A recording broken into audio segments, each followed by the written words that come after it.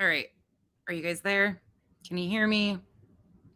Hey, y'all. This is kind of a sideline, like out of the blue, but I think it's time. Let me share this over to Facebook. I want to be clear. Hold on. I'll wait until a few more people get in here. How are you guys? If anybody else wants to come up too, she's gonna pop in and talk for a minute, and then anybody else wants to come up there. She's gonna pop in and talk for a minute, and then I don't want to listen to myself twice. Goodness. Okay. All right. We popped on faster.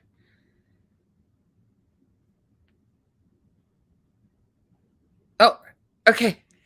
she just texted me. Sorry. Okay. Before she pops in, I just want to give everybody some context. So we've been talking about Erica Shingara and how she plays into this Marvon McRae situation. I had mentioned that she was being used as kind of a pawn by certain people, and she was going after Katie. So in the big scheme of things here, they've been using Katie as a distraction. Erica created that whole page and was attempting to go after Katie. There's a whole group of Katies or haters. Okay, hold on. I'm going to add to stream. So this is a connection piece, not from the Facebook world. Can you unmute? Oh, there you are. Okay. Hello. Sorry. You're okay. You guys are free to ask questions. Yes, I'm going to please give the floor over to her. Of course, I just found out about a lot of this too, but this is a big connecting piece that puts a lot of these players together and the Erica piece involved. So with that said, ask the questions you want. She did say that she can prove what she's saying, and I've seen some of it already, which I already can prove some of these connections myself. So with that, open up whatever you want. She is another one that's been attacked. Okay, this is so weird to start off with. I've never revealed my voice, I guess, to this community or the YouTube community or even Twitter. But my name is Mackenzie. That's everybody already knows that. So, I mean, I'm not worried about giving away my first name. I mean, my devices were basically hacked and all my information was stolen by a certain person. So, what's my first name gonna do? So I started out. How did you meet them? How did I meet who? Erica. How did you meet Erica? So one day I was on Twitter on my previous account, which was Oat Milk Baddie, and she sent me a DM basically saying, "Hey, I know you're a victim of Katie. There's this whole group that's after me, and she's a part of it, and I can prove it to you, and all this stuff, like blah blah blah." Just basically rage typing to me, and then at the end of it, which was really odd, she said, "Hey, my number's public anyway. Like you don't have to worry about me. Go ahead and text me." Which I was like, nobody I've known in this community for years even has had my phone number. Why would I give it to you? That's a thing she does. Yep, I've quickly come to realize that. And I'm not very good at storytelling, so if anybody just wants to ask me questions like, how did this happen, or how are you connected here? No, go you're for good. it. I'll help. I'll try to help. Pieces. I'm too ADHD to do this on my own. You're good. You're good. I'm not going to just make you like tell the whole story. So you met her basically through what she was expecting would be an ally in her attack on Katie. Right. And she isn't alone in this attack on Katie either. That's where Steve McRae and the caterers that I have just now learned about come into play. So Erica somehow aligned herself with that group, which I do know for a fact, and anybody else watching that has paid attention has seen that too. So that's a connection piece for her right there. But let's continue. So you get her text, her number. Yes, I did get her number, but I use basically what's called text free, or like a third party texting app to message her. That way I wouldn't give away like my actual Smart. number or any of my information, and I use a VPN and everything. So, because I was like, you know what?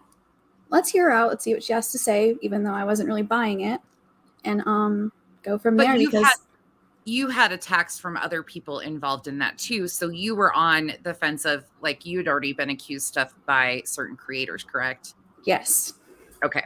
So Katie, and I'm just going to say this, and Katie, you're free to message me or whatever with your side. That's fine. But her experience was Katie attacked her for something unrelated. And so Erica thought there would be a commonality, right? yeah, exactly. Of hate towards Katie. Okay. And like I wouldn't even call it an attack. It was just an accusation made that was way out there, and if those allegations were true, it would be a way more serious matter than just coming at Allegations somebody. were made on you. Yeah, then it would be way more serious than just accusing me in an Instagram comment, I would say. Right. So the creator makes an accusation. Erica sees that there might be a supposed ally in you because she thinks, she's going to have somebody else on her side with her hate of Katie. Correct. And then she lines up with you. And then how do we get here? Like, what did she, because I know it hasn't been that long either. So I started noticing like my devices were running slower and whatnot. And I was anticipating a certain email from somebody, and I got what I thought was the anticipated email, and all the information checked out. Because I already been getting like scam emails from like Amazon, and if you'd open up the email address, it was just a string of numbers and letters, clearly not Amazon or whatever. They linked you for your IP, didn't they? Yes, somehow they got my IP. Actually, I know how they got my IP. Somehow they installed a third-party app hidden within my computer, which was connected to the same email as my phone and my iCloud, and they had a third-party app that Bluetooth to my computer, and they pulled all my information, and they basically were mirroring my computer to another device on someone else's end. And as soon as they started seeing me like question everything, my computer was like kill switched.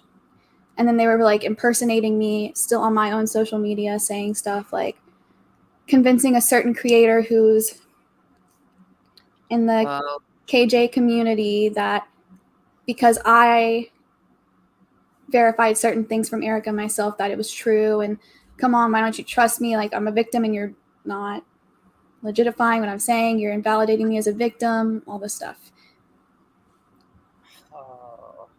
So, but to be clear on something, you don't know for sure who was the one that was mirroring your computer, because Erica is associated with, and you can prove and link it up, that she's associated with another group that has been actively trying to take Katie down for years, correct? Correct. Okay. So there's a good possibility that might have been somebody that she's associated with. I just don't. Oh, definitely. Sorry, I'm not clear on No, you're good. The reason why I say that is because in my own thought process, she herself, I don't think is smart enough to do that, but I think guided, she absolutely is would be able to do something like that on her own, but I don't think she could do it on her own fully, to be able to do something like that on a computer. I could never try to do something like that. So they get your information. What happens with your information once they get your information? This is the part that's bothersome. Oh, yes. Okay. So I was basically resetting all my passwords and changing my IP or resetting my IP and redoing the VPNs and everything. And I go to the email that was linked to this Twitter account, and I go to connections, and I see that all of my information, passwords, usernames, photos, everything was linked to a Dropbox to a separate account. Not only just my Dropbox was being linked to another iCloud. Okay. And you know who says they have a number of iClouds worth of photo evidence, right? Yeah, I didn't even think about that until you just said iCloud. Yeah. Yeah. She's a They fan have of an that. Android phone, but they use iCloud to store their photos. But they also use Google Drive, so make it make sense. She probably uses every app available. I didn't even know it was possible to use iCloud storage on a non-Apple device. So after they got your information, what happened to you? Like, what did she do with that? What did Erica do with this, or how did it proceed, I guess, after you figured out that they were accessing information? How did it all transpire? There was attempts to lock down all of my social media accounts in my name, and try and basically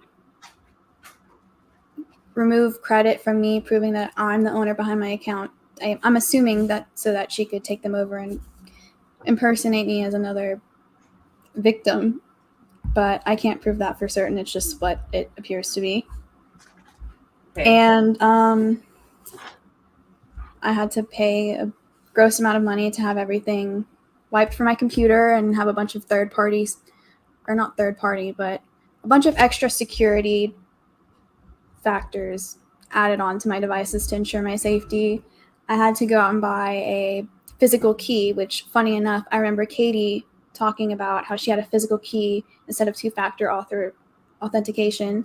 So I bought one of those. I was literally walking around like gripping my pepper spray no matter where I went, and I was not going anywhere alone. Were they making threats though? That's where I'm confused. Like, did they make? I mean, I They know. were being like, they were subtly hinting on their Twitter in correlation with what was happening with me about how like nobody's ever safe. The cops know everything. She even gave me a contact with some number that's in correlation with her area code. And the contact was FBI agent Steve, claiming that the FBI agent on her case needed to be texted by me immediately, saying that it's urgent, and I have proof that would back up her case, which I never did because I was like, so you have FBI. From her. I'm sorry, what? You still have those texts from her. I believe so.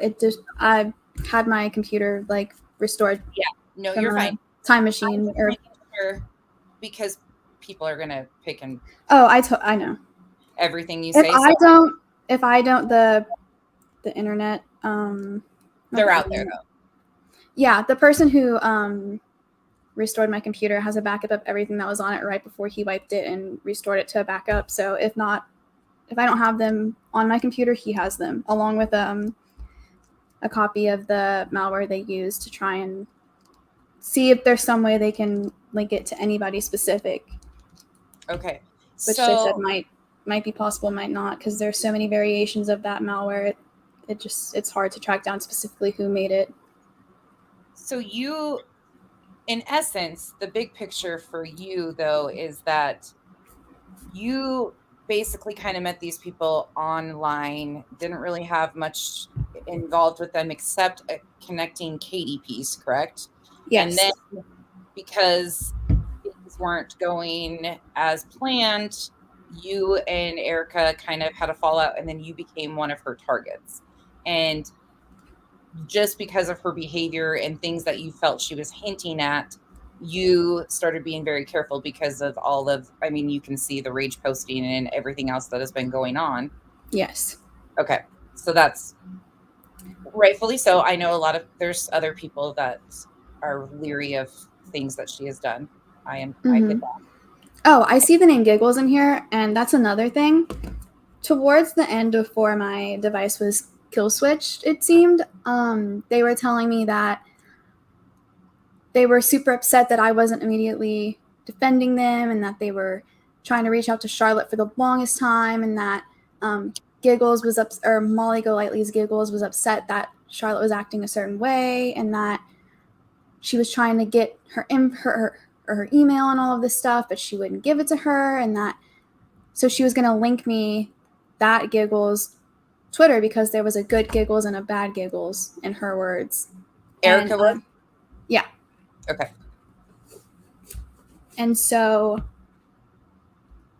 I'm that was a whole other thing to where she So would. basically, she's in every little area because I don't know any of these people that like from this side of things. I don't know any of the caters. I know names, but this is just you mentioned Charlotte.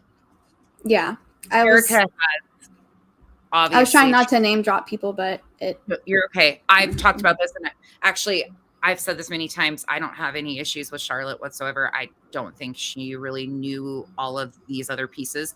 But in my understanding, Erica has tried to align herself and or provided or is providing information to Charlotte. That's one thing. I wouldn't say she's providing information to her. I would say that she's trying to get Okay, Charlotte there you on go. her side, but So Charlotte's like, I don't trust this. Something seems very sketchy about good. it. And there was another situation that happened with another person involved in Katie's, or I guess related to Katie's community that had ill intent. And so she said, this seems very similar, or this has happened before, so I have to question everything that doesn't have definite proof. Charlotte has to Right. question everything, which Yep. I wasn't blaming her. I was watching from the sidelines because I was being impersonated with my own social media, and there was no way to like reach out to anybody because all of my information was changed or taken, or my computer was literally re-certified or root certified to not allow me access to change anything or modify anything or anything. And it took forever for these people to repair my computer and figure out what the hell was going on with it. And once I finally did, I remade like literally every account I own, changed my number, everything I could do to disconnect myself from the previous information that was compromised. That's the computer stuff just blows my mind always because I'm sitting Me here. too. I didn't even know that was possible. Yeah, and I still like I can't even devolve into all of that, but I just know that like in my own opinion, that's not something she would be able to do on her own. So if that's happening, Exactly. if there's got to be a group because I don't think she is quite handy enough. But the part of this that why I wanted you guys to know that there's another side here is because now you're hearing the Katie, Steve, Caters, and Erica side from Twitter. So Erica has, as you guys seen, the Marvon story, but people haven't seen the screenshots yet of Erica claiming that she filed a police report on Letitia to get her refund. Oh, I didn't even know that Erica claimed she filed a police report on. Yes, yeah, that's what I'm saying. That's why you didn't know who I was. Oh, I And knew who you were because she was oh, trying to say that certain people were saying they can alter anyone's voice, and that she tried so hard to convince me you were Katie. And I was like, I don't know. Like, I was just kind of playing along with her, like, oh, okay, Crystal that's ball. crazy. And I'm like, this is not Katie. Yeah, exactly. Oh wait, Katie you just don't said know? she doesn't know who you are. Oh, I don't want to like out what happened, but You can talk to her in private, I'm sure is there a too. way I can personally message you, Katie? Because I'm But not like, that's that connection people are missing. Like, yeah. how does Erica connect into the Caters? I don't know how she got connected in there. I really don't know how, if it was previous to the Marvon I story. want to say, I'm assuming, but it's not fact. I'm assuming that it's, in my opinion, Steve, because I also found a video where Steve is like super crazy into debunking the cicada whatever puzzles, and there's a similarity between the malware that was put on my computer and the puzzles that had to be solved to remove it, and the cicada puzzles or whatever. Yeah, I don't even know what that is. Yeah, I'm there's like, I'll send you the video after, but I'm assuming it's Steve because she was constantly saying, go back to Steve, go back to Steve. Steve verified everything. Steve can verify everything. Like, speak to him directly.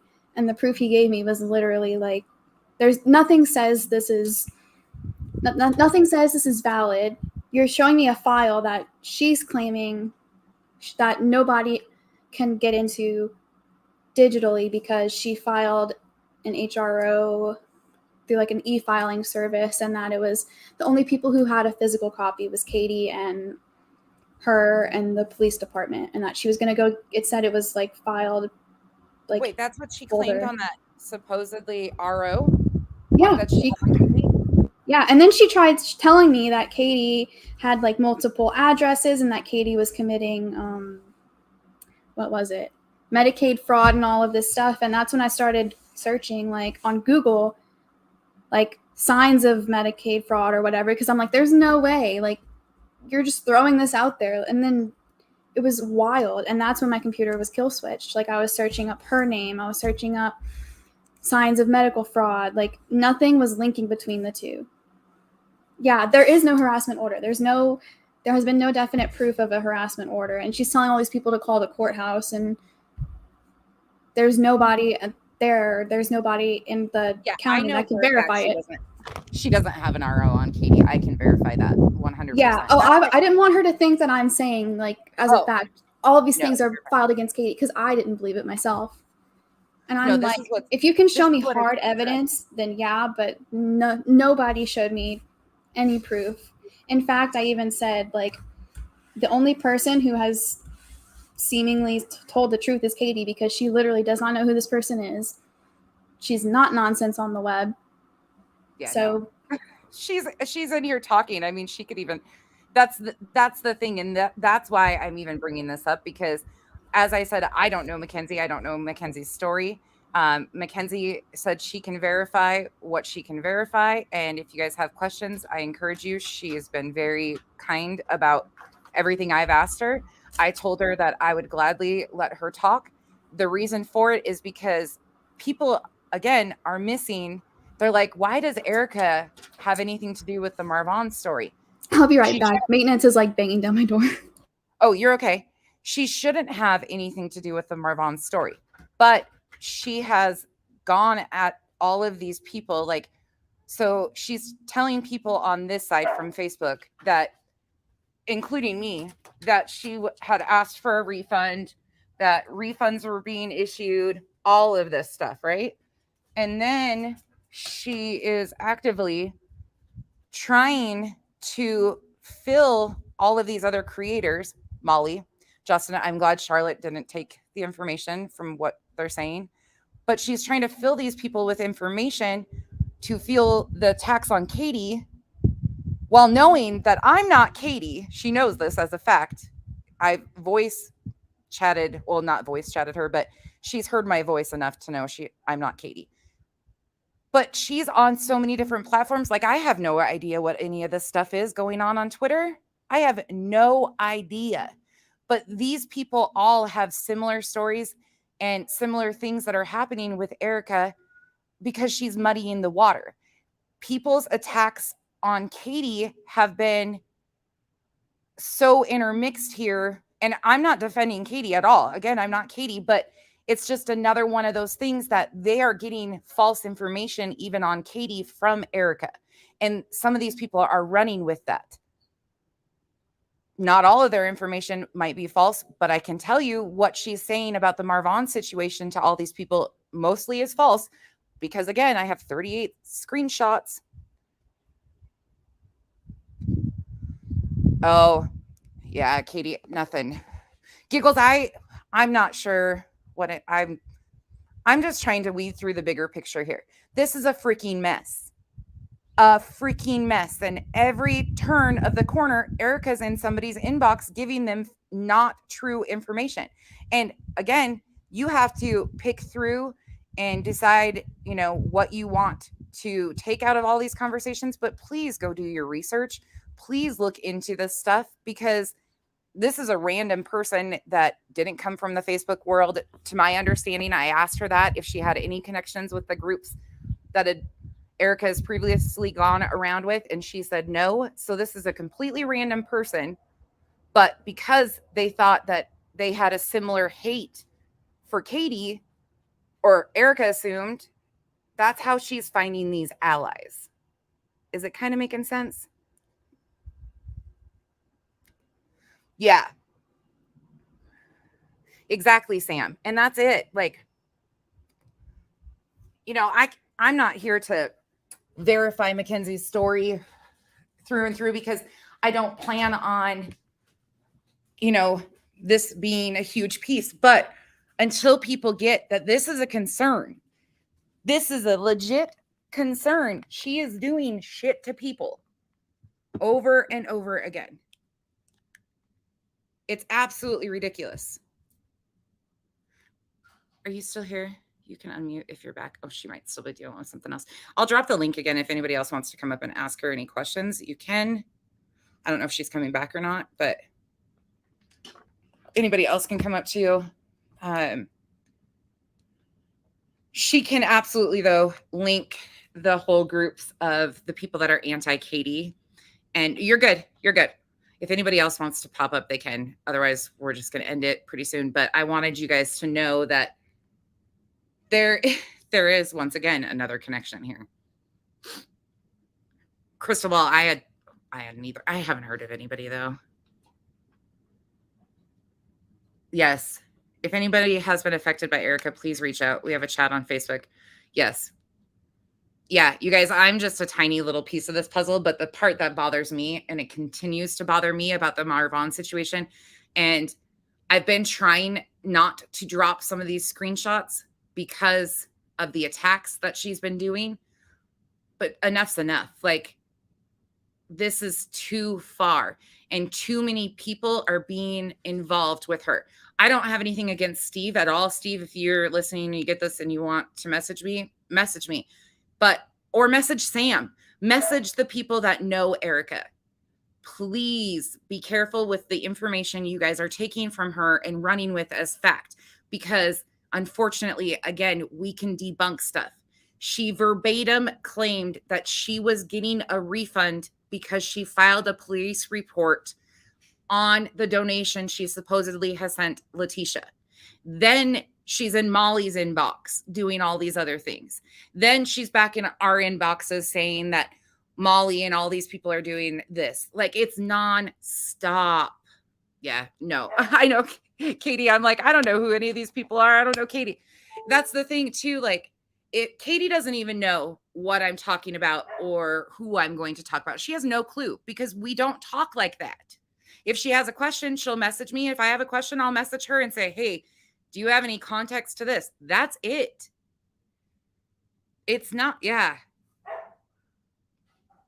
Well, they found the right one this time, Katie, because Erica is hell-bent on destroying your life. Hell-bent. Okay,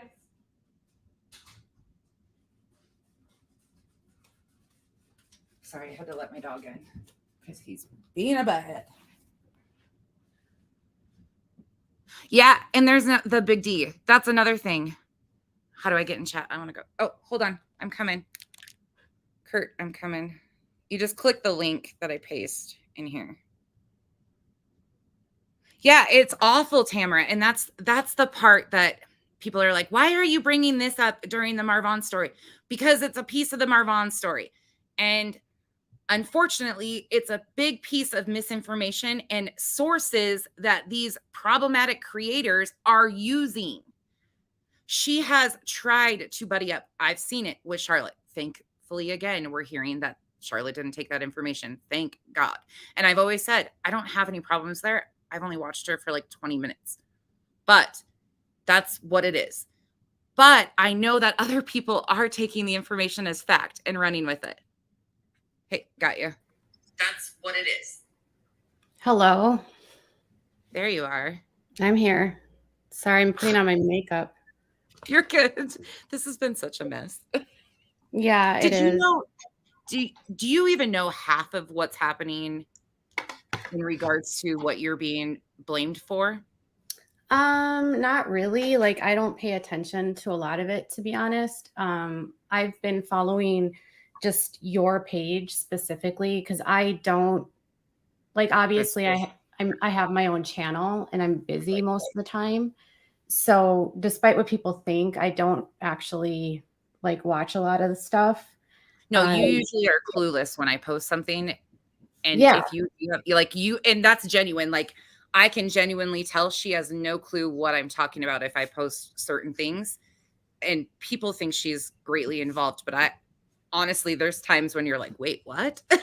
I haven't been talking about the situation in almost like a month at this point. You know, there's nothing that I can add.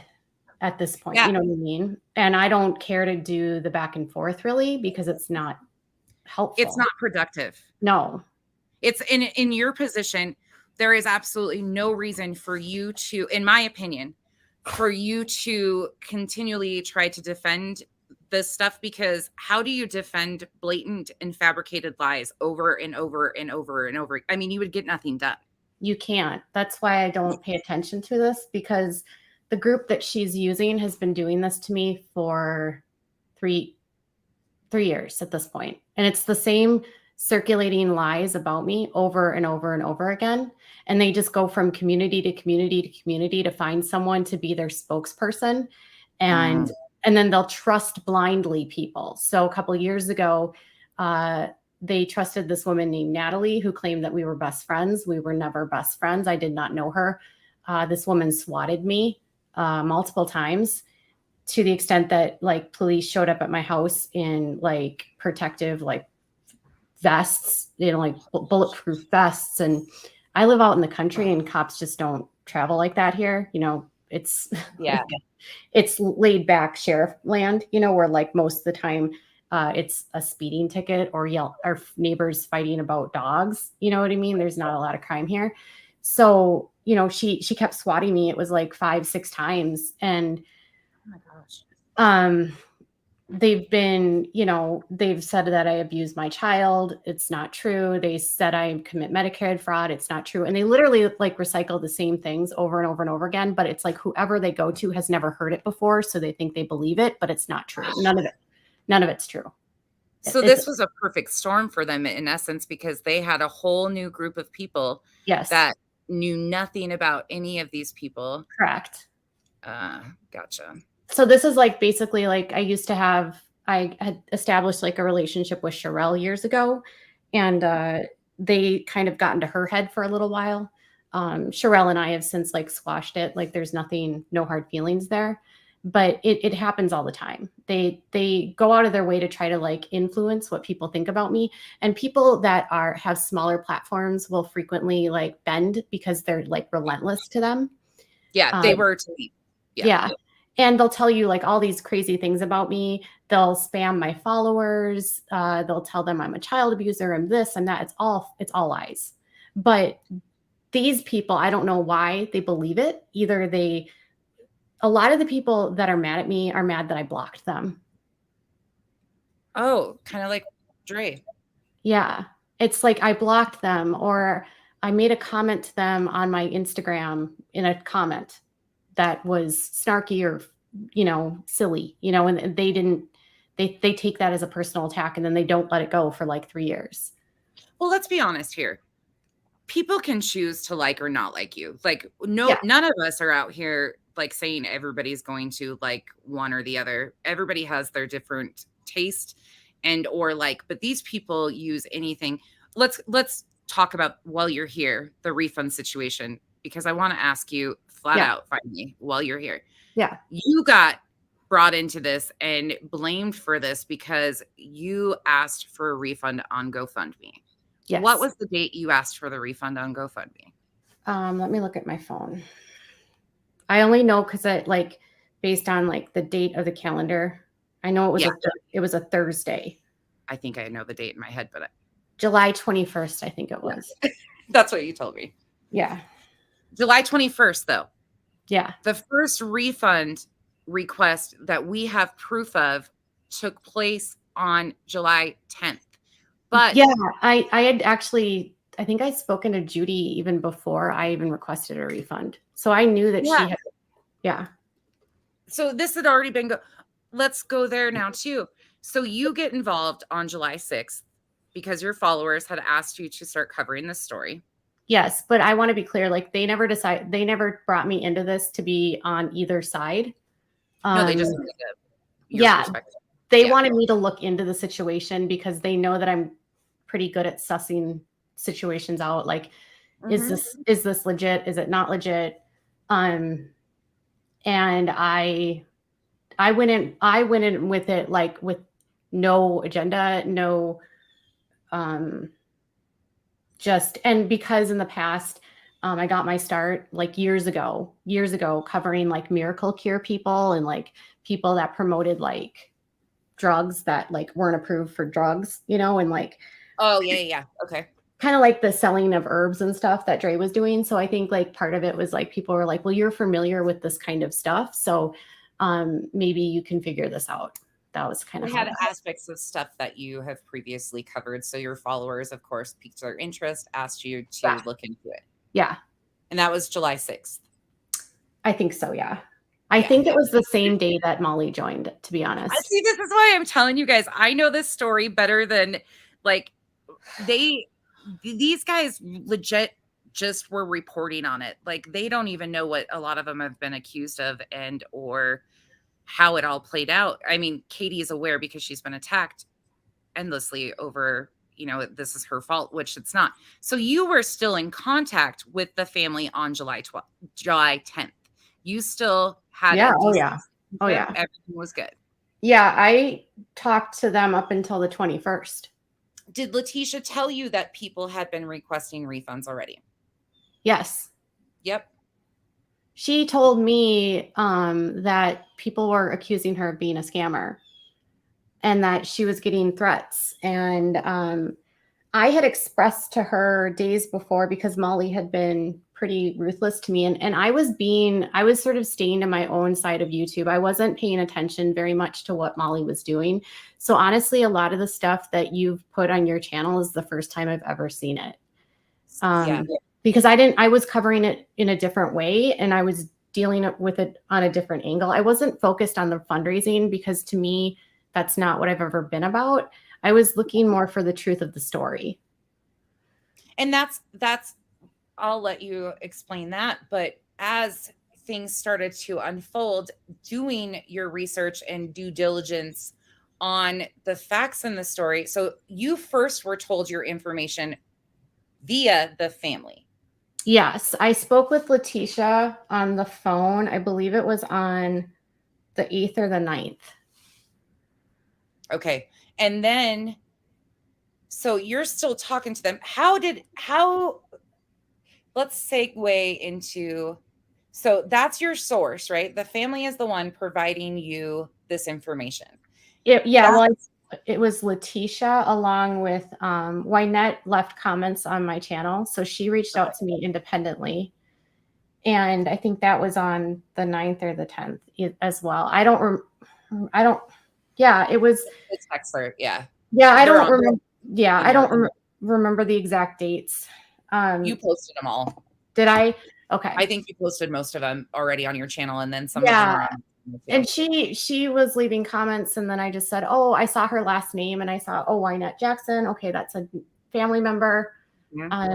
Then she contacted me. We spoke on the phone, and then I didn't have any idea like that it was like a divided family. I didn't realize that Letitia and Wynette didn't really get along.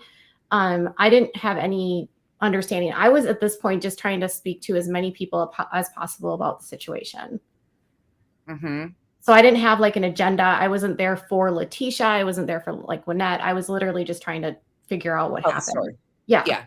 Just tell the story of what was. Yeah. And I was trying to be as like unbiased as possible. And of course, like I'm being sent all of these videos by admins and told like this and that about Dre. And you know, I'm talking to Eve, who, and then having conversations with Tony a little bit, but mostly with Eve.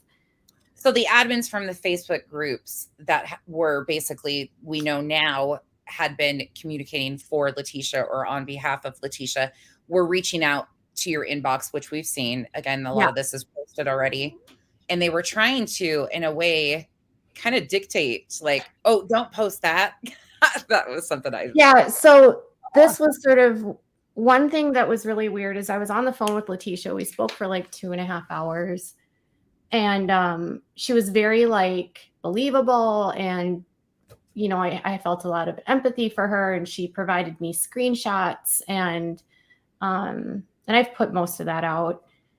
And like, so you're still here, you can come back up if you want. Sorry, Katie, didn't mean to interrupt. Oh, and I've never heard of that person. So I don't know who she is. And I don't, I'm not trying to be rude by saying that, but I literally, I don't know her. So I don't.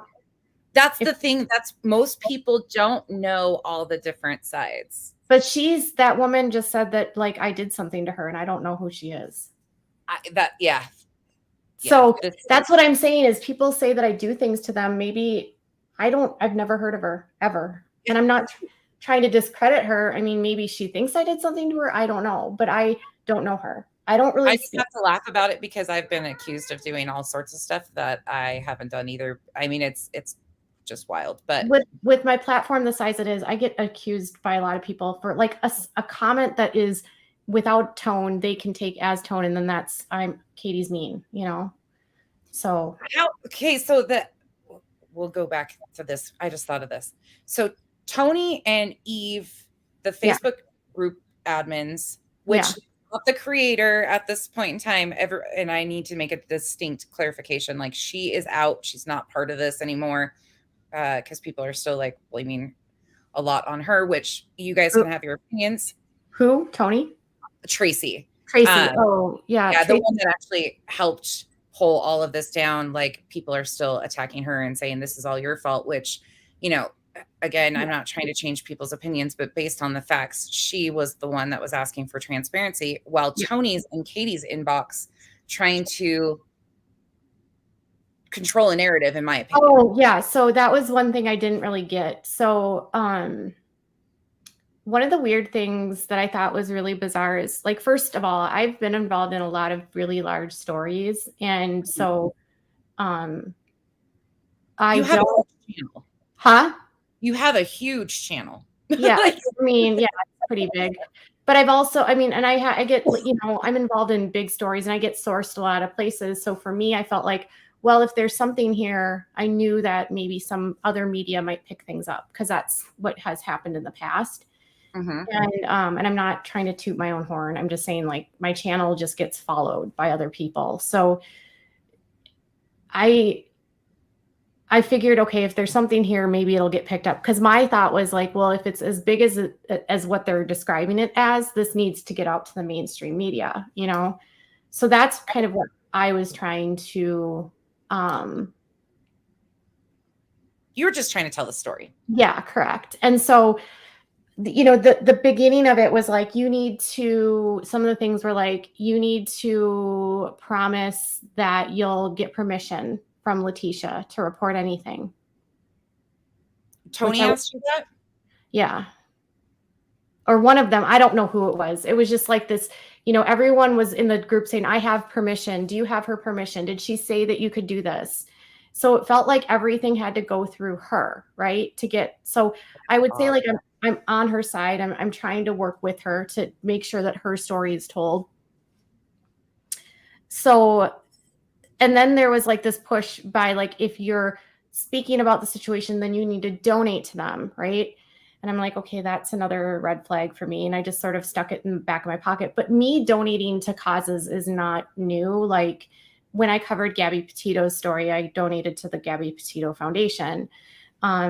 So some, you know, there are stories where I will donate money. It's not, and I know there's been questions and like, did you come into this for money? No, because I really did this mostly on my Facebook, and my Facebook is negligible in what I make. So I know they were making a big deal about like the stars and stuff. Oh, trust me. Yeah. Those like 13 cents or the $12 or whatever, you know, it wasn't really about that. It was more about awareness. And I didn't do as many videos or do the live streams the same way that she did that because I'm not a live streamer. Can I ask you back to so Tony, I want to piece together the Erica piece with you, if you can, because I don't even know if you can. I don't know really much about her. How did you start getting attacked Well, you'd already been getting attacked. There was already groups out here, but then all of a sudden this Miss Cartman, Miss Petty something page pops up and is going at you hardcore. Did you have any knowledge? Did she come to you in private messages ever? I don't know. There was someone named Erica something, but it wasn't that last name that everyone says it is. Erica Genevieve.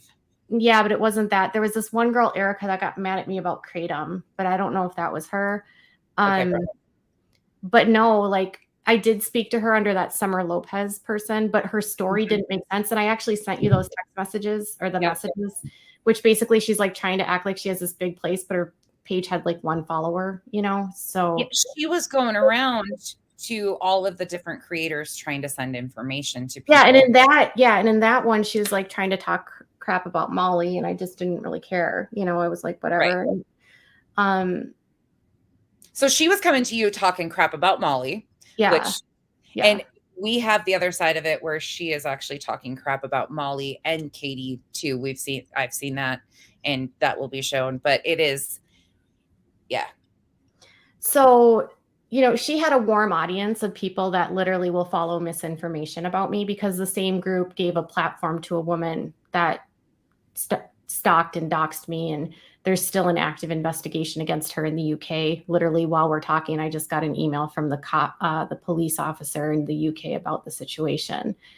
So they gave that woman a huge platform and allowed her, you know, the ability to harass me for a very long time, and took her word as gold, including all of the creators you've talked about on this page today. My only caution to you is to be extremely careful about certain people. Oh yeah, I'm not trying to tell you no, how I know. I'm just knowing based on my experience of the harassment that I've received, just be very cautious. I don't want anyone to have to go through what I've gone through. And I'm a public figure, so I can handle a lot of it because I have like the support now of law enforcement that doesn't take these accounts seriously anymore. I mean, someone tried to call the cops on me a few weeks ago, and I don't know who initiated that or who urged the person to do that. But the police were like, oh, because this person was like spamming all of my people about lies. And then they called the cops on me saying I was harassing them. So you don't have an RO to your knowledge whatsoever? No, there's none. Because if in the state of Minnesota, if you have a restraining order, the cops show up at your house. Yeah. Okay. And even if even if it's denied, they show up at your house and let you know it was denied. Oh, giggles. Thank you. You don't need to do that though. This is all just, there's so many pieces of this. So Erica's claiming to people that she had an RO. Yeah, that's not true. Not true. There's, let's see what else. You're being accused of starting this entire thing because you're the one that initiated refunds, which your refund wasn't requested until July 21st. That 11 days. 11 days after. 11 days after. Yeah, I think like when I walked into it, I saw like there was already stuff on the Cranes pages when I first got into it where people were like annoyed by the money. And that was like in the early part of July. July 12th. Yeah. Well, no, it was just like early July. Oh, the very first day I was there, I saw people on the page bitching about it. But I just sort of fundraising started way before you got involved. Yeah. That's what I'm saying. And I didn't do this to do fundraising. Like, and that was the part of the story that was very uncomfortable for me. How did that? Okay, couple of things that, because we've been talking about them on my page, that you might know or not know anything about. Were you ever told that media had reached out and interviewed Marvon Sr.? Yes. By Wynette. By Wynette. And did they say what was it was going to air, it wasn't going to air? I didn't know. I only knew that the interview was going to happen. I didn't know that it happened. Wynette told me that it was going to happen. I just like, once Wynette reached out to me, it was very bizarre because like I've seen now on the other end the stuff that you've put in from the chats where they're talking about how like Wynette got like, she came, like Letitia says, like I came out of character or something like that. And Wynette told me that she got screamed at by Letitia and threatened, but that was her allegation, you know? So yeah, it was just really, I don't know why she would have been so angry about anyone wanting to tell the story. That was sort of one of my first red flags. But I respected the fact that, like, you know, she's the stepmom and she's actually their marriage is kind of in a situation because of Marvon Sr. And None of them were forthcoming with me about his situation at all. So nobody told you at first that what his situation was. No, I only knew that he was in like rehab. Okay. But I And did, then and I was go ahead. just told that it was like due to some sort of probation violation, but it wasn't ever made out like it was some big deal. Like it was just like, oh, he's just got problems with drugs and alcohol and he's just getting help. Okay. And then, so you make a mental note when you hear this, something might be there, but you're not really sure Yeah. yet. Full Yep. picture. Because Yep. this is still early on. And July 6th, if everybody can go back and remember. And you guys, again, please be respectful. Like, I just want to get facts and details. And everybody keeps saying, you've avoided talking on Katie's part. No, actually, I have talked about Katie's part. But by the time this was all happening, Katie had already owned mistakes and apologized for those. And I don't know Yeah. if people missed that you did that, Oh but yeah. I saw that you owned it and apologized. Oh yeah, for sure. I mean, like So as soon as I realized what was happening, I was like, I'm not doing this anymore. I can't play this game that they're playing. Like, I don't want to be the part. I didn't want to be a part of like potentially hurting a woman that's going through a horrible experience and having her husband like literally on life support. You know, like that's no. It just felt like nobody was thinking about what Dre was going through. Okay, we can go. Can I ask you a few more questions if you have the time? No, yeah, you're fine. You're fine. No, okay. Because I think this is helpful for people to understand like what you were seeing and hearing too, because this is a perspective, there's so many different people coming into this that nobody really knows what had gone on. What was the final straw between you and Letitia in the whole situation that said, nope, I'm done. I'm out of this and I am requesting a refund? What was it? Was it a combination of it was a combination of a lot of things. I mean, it wasn't like, and people say that it was like they didn't want to talk to me and that's why, but that's not actually what happened. So the whole time that Molly was saying that like Letitia wasn't talking to me, that wasn't true. We were never not talking. Same with Wynette. Like she kept saying, oh, you're not talking to them. I was talking to them all the way up until the 21st. There was never, I'd asked Wynette multiple times, do you not want to talk to me? Nothing. I asked Letitia that, never said, don't talk, keep spreading our story. That was always what they were telling me. So it felt like they were telling her one thing and me another thing. So that was another mental note. Like, the stories just weren't adding up. Like, why are they? And then, the whole time this is happening, I had no idea she was going on Molly's channel every night because again, I wasn't watching the streams. And I was at that point really like trying to suss through what was going on with the kids and like her ex-husband, Abba. And that's kind of where I was like focusing on at that time. Like I was trying to help with that side of things. Like, okay, what's the story over here? So I kind of like wasn't really paying attention to what was going on with Letitia because I kind of felt like, well, whatever. I don't really do the fundraising. I want to know what's happening. Like I got the police report. I got the full police report. When I got the full police report, that was very eye-opening to me. It answered a lot more of my questions.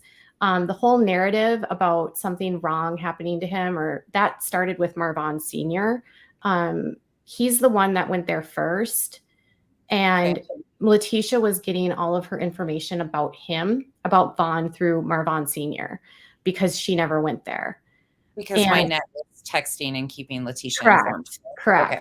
So anything that Letitia was telling anyone else was coming from them, as far as I understood, because she wasn't speaking to Dre and she didn't see Vaughn in the hospital. So the whole idea that something had happened was this sort of belief by Marvon Sr. and Wynette. And they talked about this like ligature, and then people kept talking about like you can look at the photos that Dre posted. You can see it. It's very clear where it is on his neck. And it's where it would be if you were to do something to yourself.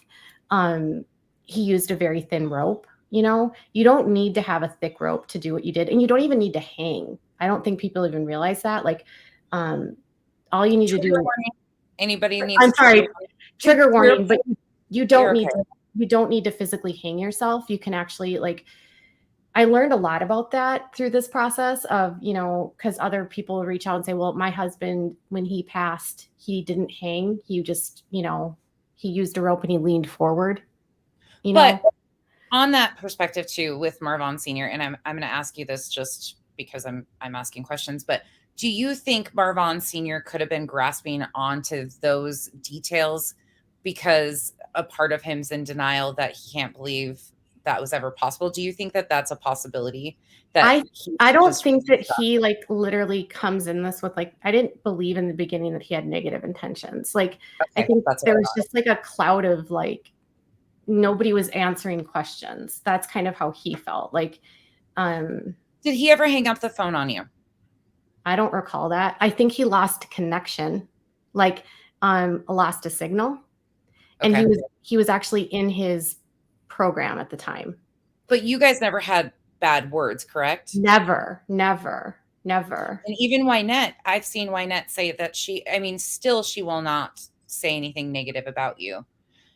Somebody else asked another question too. Were you asked, there is a video that they keep gravitating towards that said, they're saying that was a private video that you were sent solely not to release the video, or you were asked to not release the video. Was there a video like that? Is that I've got way more than that. Okay. I mean, so she was sending stuff. Yes. A lot of it. And Letitia had all of that stuff too. So the group was putting things out that, because Wynette was basically giving it to Letitia. And I think maybe that was Letitia's fear, is that if Wynette connected to someone else, then she didn't have access to that information anymore. I don't know. I mean, maybe that was. And then there was fights about money that was happening. Like Wynette was constantly saying that Letitia was being weird. She didn't think that Letitia went in early July. I didn't know. She told me like she never went, but I didn't know. So I didn't ever put that out. And again, I still don't know. Letitia told me she went. So Letitia told you she took the first trip from like July 3rd to July 6th. And Wynette told you, which I think we have a text, or maybe that was, there's something in reference to, Wynette said something along the lines of, I can't remember. I need to find the message exactly, but something about, I'm not in this to profit off of somebody else's heartache. Oh, yeah. So really, like, they kept fighting about money. Like, Letitia, I think, was upset about anyone else talking about it and any more fundraising happening. I mean, you've put out those texts between there was just discussions constantly about money. And they were telling you, the creator, this, though, like on the phone, like as they're telling you the story, they're telling you all the family drama at the same time. Oh, yeah. Yeah. I mean, like Wynette told me that Letitia told her that he was like, Letitia said she was going to kill me if I keep talking about this. And I was like, what? You know, that was her allegation. I'm not saying it actually happened. And those posts, there's text messages on my page currently from yesterday about Letitia telling the admins she was upset about when Wynette and Marvon Sr. doing an interview with Katie. They were scheduled originally to come live with you, correct, on a stream? Yep. And then they canceled the stream and it just put out the interview basically in verbiage form, right? Yes. Okay. Because they backed out. But at the same time, this is all happening with the family. You start getting, again, that sideline attack from this random page.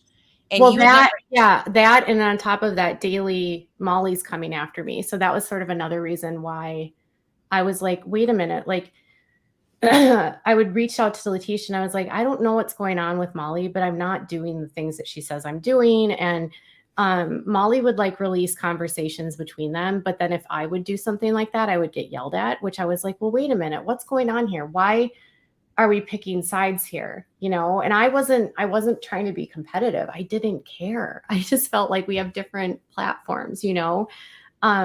She would release a message. Nothing would happen. If I did the same, I would get yelled at from 36 different people. Yeah. Molly would be on her channel every night accusing me of things I didn't do, stealing Molly, sources. did you know that you and Molly were having issues when you and Molly were having issues even at first? Nope. Okay. I was wondering about that because I've gone back and a lot of this stuff I didn't know was happening either. So as we're unraveling stuff, I'm like, wait, she was calling Katie a friend 10 hours ago and now what? Yeah, that had to do with something to do with the CPS investigation. I don't know. Like, and then I think honestly, what happened was I found out. Well, I don't know. I don't know what goes on in her brain. I don't want to speculate. In Molly's? Yeah, like I don't know what caused her because a lot of the stuff she was accusing me of, I didn't do at all. You Like, guys had started off working on this story decent. Like you guys had never had a past to my knowledge. no, You guys I honestly like was just trying to bring in as many people as possible to get the word out there. Yeah, I didn't have an agenda or anything like that. Like, I think she maybe got upset because one of the people that brought information to me didn't want to work with her, and they were very adamant about that. And so I just gave her a heads up about it, just to say like, I'm going to put this out, not to like hurt your feelings, but they were very specific that they wanted me to put it out. It wasn't like she couldn't react to it. It was more like this person specifically has told me that she wants this on my platform and she doesn't really trust you or whatever. Oh, and that was done. I think she clarified that too in live with Molly. And she said, actually, that was clarified in a video too. Yeah, that was her directive, not mine. And I was just, she said that too. And so that was one thing. And then there was this like source of a friend of the military Yep. So I didn't know that he had contacted Molly and was going to do an interview with her. No clue. I got a message from him like on my inbox, and he was like, I just want to tell you what happened. I just want to share some stuff with you. And I said, sure, like whatever you want, not a big deal. And he's just like, I just want, people to know who Vaughn was as a person and share like his heart with people, just so like it's not lost on people like who he was. And that was like, I had a really nice conversation with him. He was so sweet and just so heartbroken. And the intention wasn't to like one up anyone. His motivation was like, he didn't want in all of this stuff that was being talked about to be lost on who Vaughn was. It was like very important for him that people knew who he was. See, I wish there was more like him that had that, intention, because I don't think things would have gotten as messed up as they did. But he was another question. He was heartbroken. People keep asking about the situation with the girls and their father. Do you want the whole money situation? All of that money was refunded instantly, right? And there was like one donation, correct? To the dad. First of all, the dad text messaged Molly and told her everything about it, because Molly was trying to say that it was fake. He did text her and told her that it was real, and he told her the exact. This is a piece of it that I don't know much about whatsoever, because I wasn't paying attention to what you were posting with the dad situation, because I had already chose not to really cover the kids section of it. Yeah. Because the CPS stuff, we knew there wouldn't be updates, things like that. Plus, I just have a weird thing with minors. But I didn't really follow that. So all of a sudden, I've seen posted on the Miss Erica's page that you had created a fake fundraiser and that the dad had never contacted you or something like that. Again, I'm paraphrasing, but you were being accused of creating a fundraiser without permission, correct? Correct. And that was after I was basically exposing the other side of what was happening. That's after you. Okay. Yeah. And so what happened was a friend of Abba's had reached out to me and was just looking for some information to help them with their custody case. And it was mostly just like looking for videos and that kind of stuff. And they didn't want to be identified because they really didn't want to have to deal with like the doxing. I mean, and I guess you can't really blame them.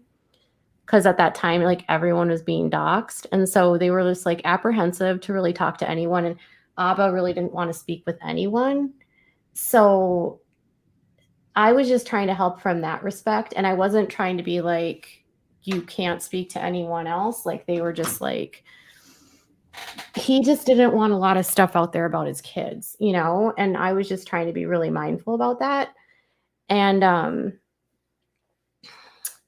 they started the court case, and then the friend was like, okay, I talked to him about this fundraiser and we might do this or we might do that. And I honestly brought up the same issues with them. And I said, maybe you should do a trust with the attorney. He literally does have an attorney. You know, you guys can go find the filing in court. It's there. So I said, maybe set up this way or do a GoFundMe or whatever. And the person that was helping him was, again, well, if I use a GoFundMe, then I have to be public and people will know who I am. And I don't want people to know who I am because they worked for the Department of Corrections. And California has all these really weird rules about corrections officers and leadership being on social media. Yeah. Okay. So, and that's why Abba hasn't been doing anything, because he's, I don't know, I think of like a lieutenant or something. I don't know. And Abba's wife is a warden. But at the end of the day, they created, they created that themselves. And then that was for them. And then they emailed me a note to put out with it, which basically explained what it was for. And then with a thank you from Abba. And then that's what I put out. They didn't collect very much, like $68, and they refunded it. And it was all refunded. Yeah, as far as I know. And I did donate to them, but that was just my personal. That was a personal thing. Okay. Mm-hmm. Okay. That's good to know, because I really didn't know much about what was going on there. And are you still, so Molly has said that Dad has basically stopped communicating with everybody at this point in time.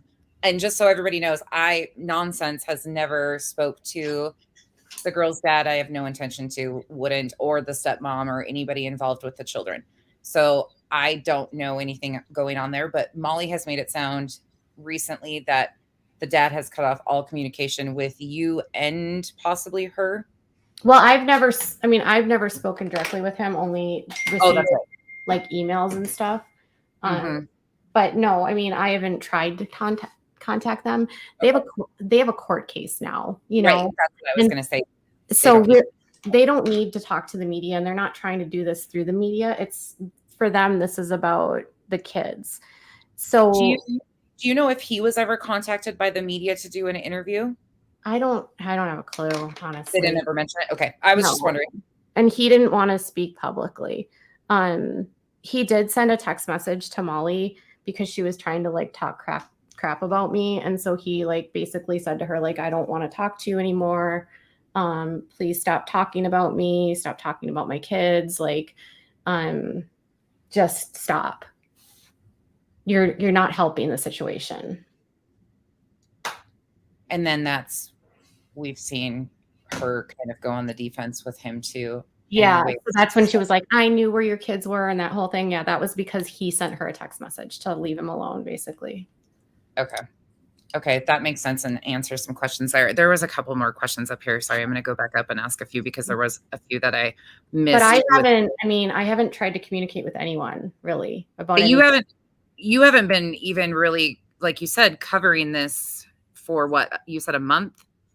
Yeah. Yep. And that's the thing. Like, people continue to try and say we're one and the same because we're obviously one and the same, but it's been so frustrating because things just, we're still piecing together a lot of this. Like, nobody has 100% solid facts yet. And that's the sad part. And just so everybody knows, an interview did happen with Marvon Sr. We do know that. It has not aired at this point in time. It will not be airing. It might change in the future, but right now it's not. And it's because social media is not an accurate source really for media. Like you can't really. Well, here's the thing. When it comes, you can do like human interest pieces. And I mean, for a lot of things, like if you look at my channel, a lot of my stuff, I do some true crime, but I'm not a true crime channel. I cover a lot of cults and like religious abuse and that kind of stuff. But I don't always get involved when a crime gets involved. And when you're going to bring a crime to the news like that, there actually has to be an arrest. And there was none of that. And that's why no one was taking it. Yep. So they were waiting for police, on police, if police were going to arrest anything. But when I got the full police report, circling back to that, it answered a lot of questions for me and made me realize like, okay, this actually is pretty much what it said it was. And there's a lot of the excuses being made for her, like, oh, she's going to do this or she's going to do that. And a lot of those doubts that came from Marvon Sr., I think came from a lack of transparency that he received. So he had to fill in blanks, I believe, about what he thought happened. And I think, I heard you guys were talking last night. I think I heard this about like, why aren't people on this side taking responsibility for their role in what's happened? Because relationships, when they break down, it's always two sides, right? And so it's like, there's always what Vaughn would say and what his parents, or what his biological parents would say. And there's Dre's side. Everyone's feelings are very different. And I think Vaughn was working towards restoration with some of his family members more than others. But I think he was very guarded and it wasn't like all in kind of thing. But I think his dad, who didn't have a relationship with him growing up really at all because he was in and out of prison, and he never had custody of Vaughn. Vaughn's last name was never Jackson. I just don't know if people even know that.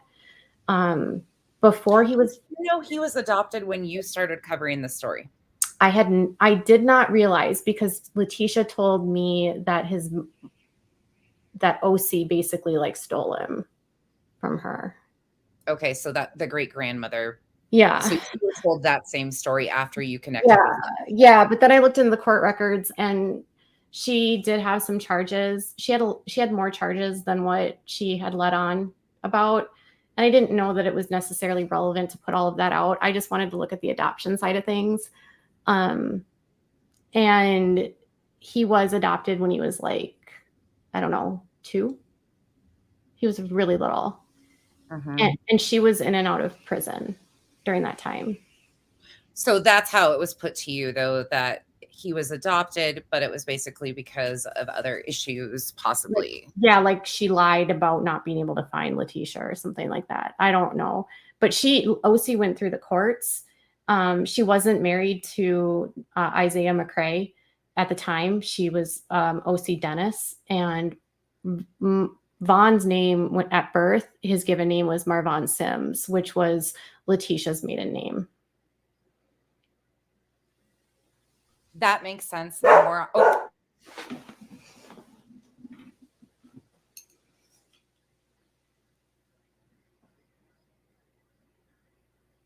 Sorry, the dog had to bark, and I was like, nope, that will bust everybody's eardrums. So that's a huge piece that people, even the creators, didn't know. And then you were getting information straight from the family. Yeah. She told you. How did it come up about Marvon Sr.'s current situation to you? What? Oh my God. Okay. First of all, like, I knew that he was at rehab, but Wynette was being very like guarded about it. Like, she told me that she was talking about him once and it slipped, and she said something like, well, I have charges on my ex. Like, I don't know if they're actually together. I don't know, because there's an order of like no violent contact between them.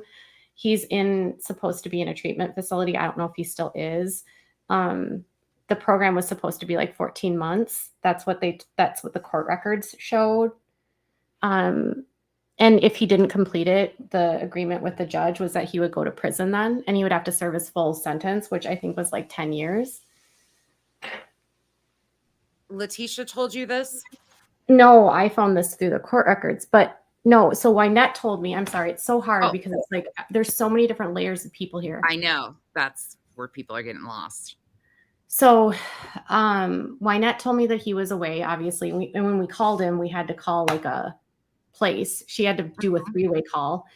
And she was just very like, oh, he had a probation violation. She didn't tell me what the violation was for. She just made it sound like he was an addict, you know, and or had a drug and alcohol problem. And like, listen, I think a lot of us in America have family members that have gone through addiction. And so like, you know, that when inactive in addiction, we don't act the way we normally would act. So to me, it wasn't like this huge thing, you know, but I didn't realize the severity of what it was about. I didn't know it involved like violent crime and violent battery. I didn't know that. They didn't tell me that. And they didn't tell you also, she wasn't using the words incarcerated. Letitia wasn't telling you that he was incarcerated. No, I never. Really, and it was weird because Letitia was like, on my end, Letitia was like, well, I figured everything was good because you're talking to Wynette and you had all of what you needed from Wynette. So Letitia. Go ahead. So Letitia was like, well, I'll just, you know, I can talk to Molly. Wynette can talk to you. It'll be no big deal. Like, that's kind of how the way that it was like, it was never like, oh, we're not going to talk to you. I figured you were good with Wynette. I remember that specifically. And I was like, oh, okay. Yeah, I mean, but then she's telling Wynette, like, don't talk to Katie. And then she's telling Molly, she hasn't talked to me, you know? And so there was so much like miscommunication. And then I had the admins trying to like control what was being put out. And circling back to my conversation with her on that day, while I was on the phone with her is when Dre actually text messaged her. So she received that text from Dre while we were on the phone. And that is the one that somebody else wrote for her, correct? Well, you might not even know that yet. Have you seen? Well, no. Did someone write the text for Dre to Letitia? Oh, no, the response that they sent back. Oh, yeah. She didn't respond to her while I was on the phone, but Dre had sent the message. And I was like, oh, just gotten that part of it so far. Yeah. And so the way that it was described to me, it was like, well, Dre's a narcissist and you can't negotiate with terrorists, basically. Was it put to you as blackmail at that point in time? Do you remember? Yep.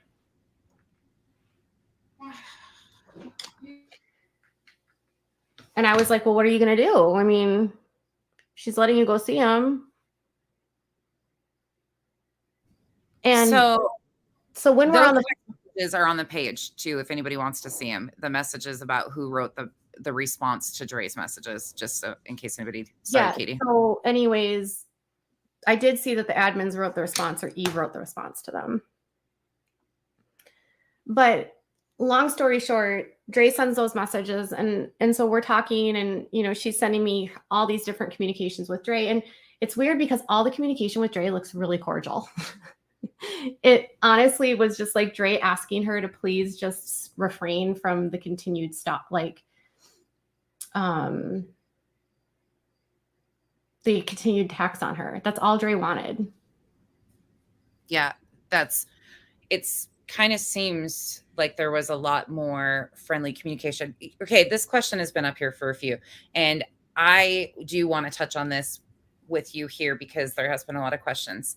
Oh, the fake lawyer? Yes. What was this Brittany? This situation was a huge factor in me stepping away because huge. I can't even underestimate how huge this was because one factor was that I would send Letitia money. You know, I donated a few here and there, right? But it was weird because I would send her a message and ask a question and she wouldn't respond. And then one day I just happened to have like time. So I donated money and I said, hey, Letitia, I sent you this money. Immediately she responded. And I was like, well, that's weird. You know, like I just asked her questions 2 days ago and she didn't respond, but I sent her money. And she responded.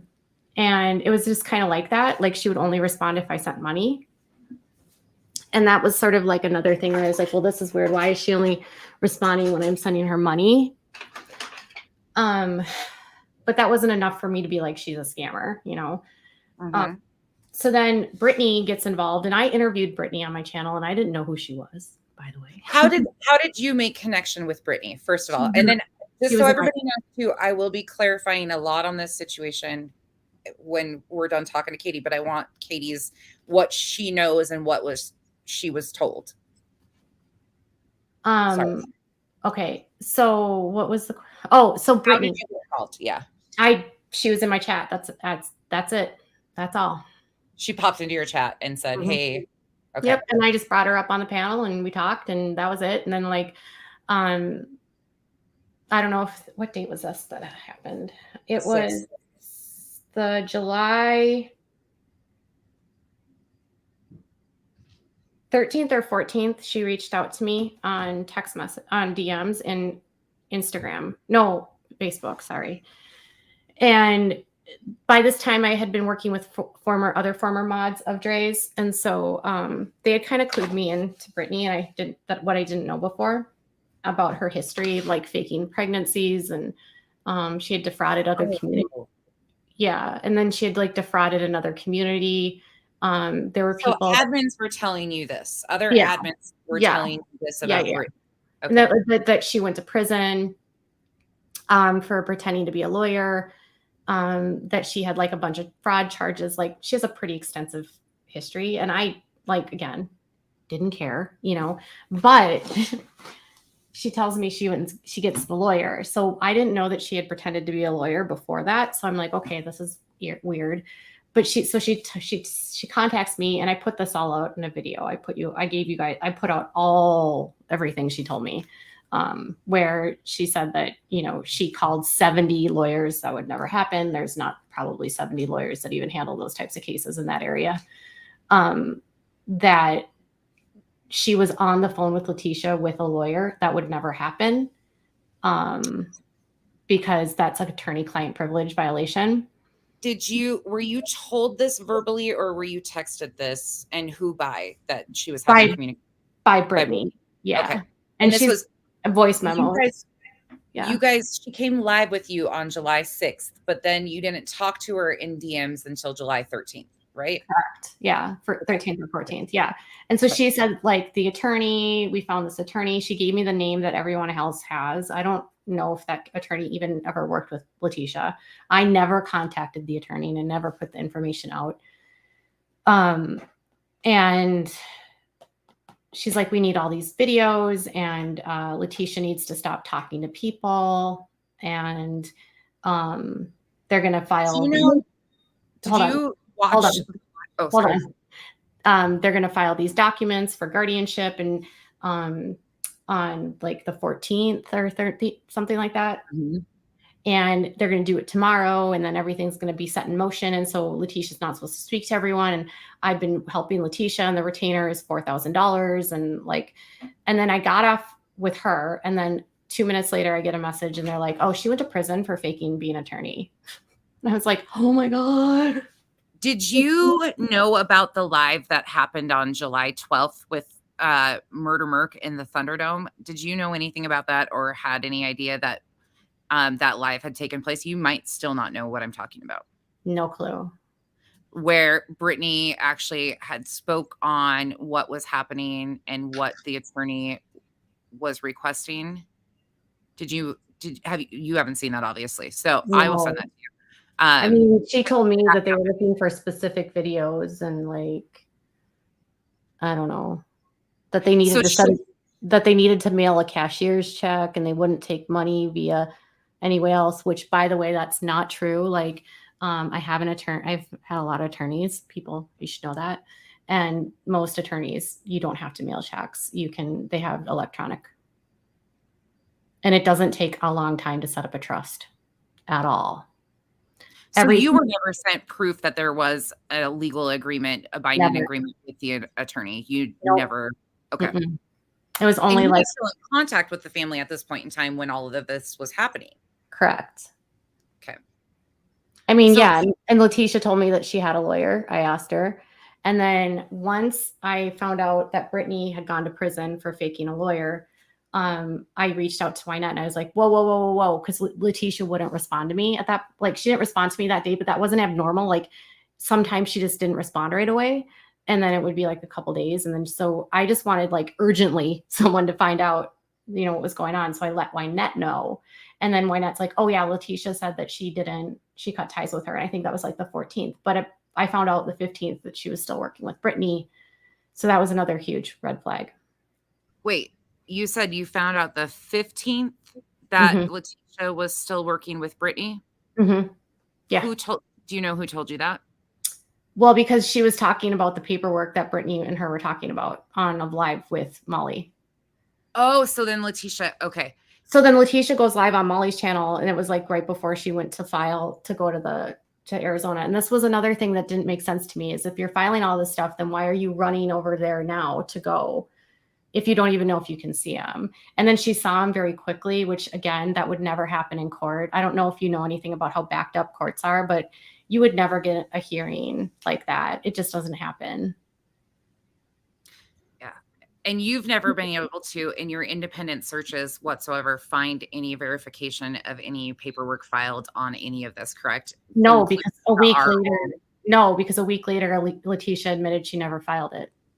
But on the 15th, she said she filed it. And you were told when you first started talking to them that Dre had an order that prevented Letitia from seeing her when she went to Arizona that first trip, correct? Yes, but Wynette told me that Letitia had a warrant, and I don't know what the truth is. Wait, Wynette told you she had a warrant? Mm-hmm. Oh, Lord. See, these are things I've never heard. That's the part. That's the thing, is like there was so many different stories, you know? So you have her alleging a warrant. There was no evidence of a restraining order at all. Oh, so anyways, but you noticed like, hey, there's a lot of family issues here and something was not correct. So there's like, Wynette's calling me crying because Letitia's yelling at her.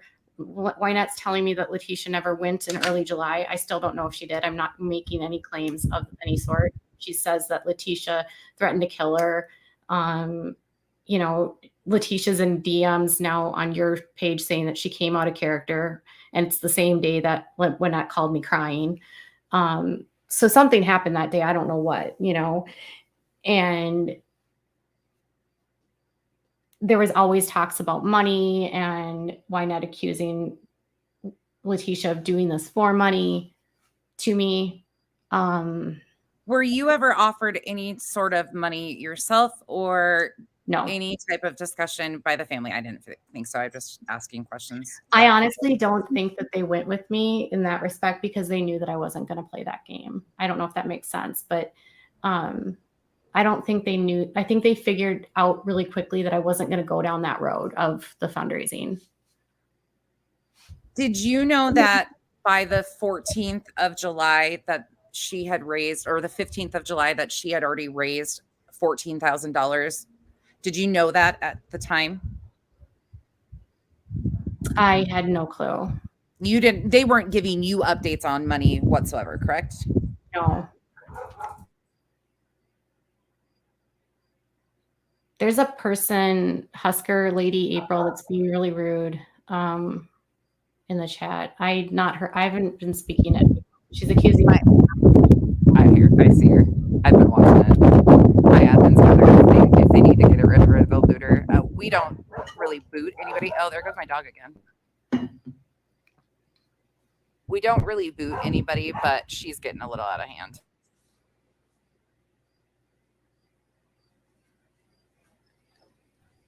Okay, so let's get back here for a second. Some of these people just, it's like I said, people are like questioning like what Wynette told me. All I'm telling you is what was said to me. I'm not verifying that any of this is true or false. Okay. What was clear to me is that there was a fight between Wynette and Letitia. What was clear to me is that fight was revolving around information that was being released, information and the money that was being made. That was what they were fighting about. Okay. That was clear. It's clear based on what you've put into on your page that she's in DMs, Letitia's in the DMs with her admins. They're talking about money as well. So you have that stuff. And then you've got, they're telling me what I should and shouldn't post. And it just became a situation where I was like, why are we trying to control everything? Why does everything have to be one narrative? It felt very weird. And the fundraising stuff, can you tell me how that got brought up to you? Like, what was the conversation involving fundraising to get go? And just so everybody knows, again, fundraising had already started. The GoFundMe already existed, and the Cash App had already been put on private profiles and in the groups. But how were you approached about the fundraising aspect, and or asked, or did you just volunteer to share because you were sharing their story? It was like heavily encouraged that if, no one should be making money off the story but Letitia. Any creator that got involved was supposed to donate to Letitia and get Letitia's permission to even talk about it.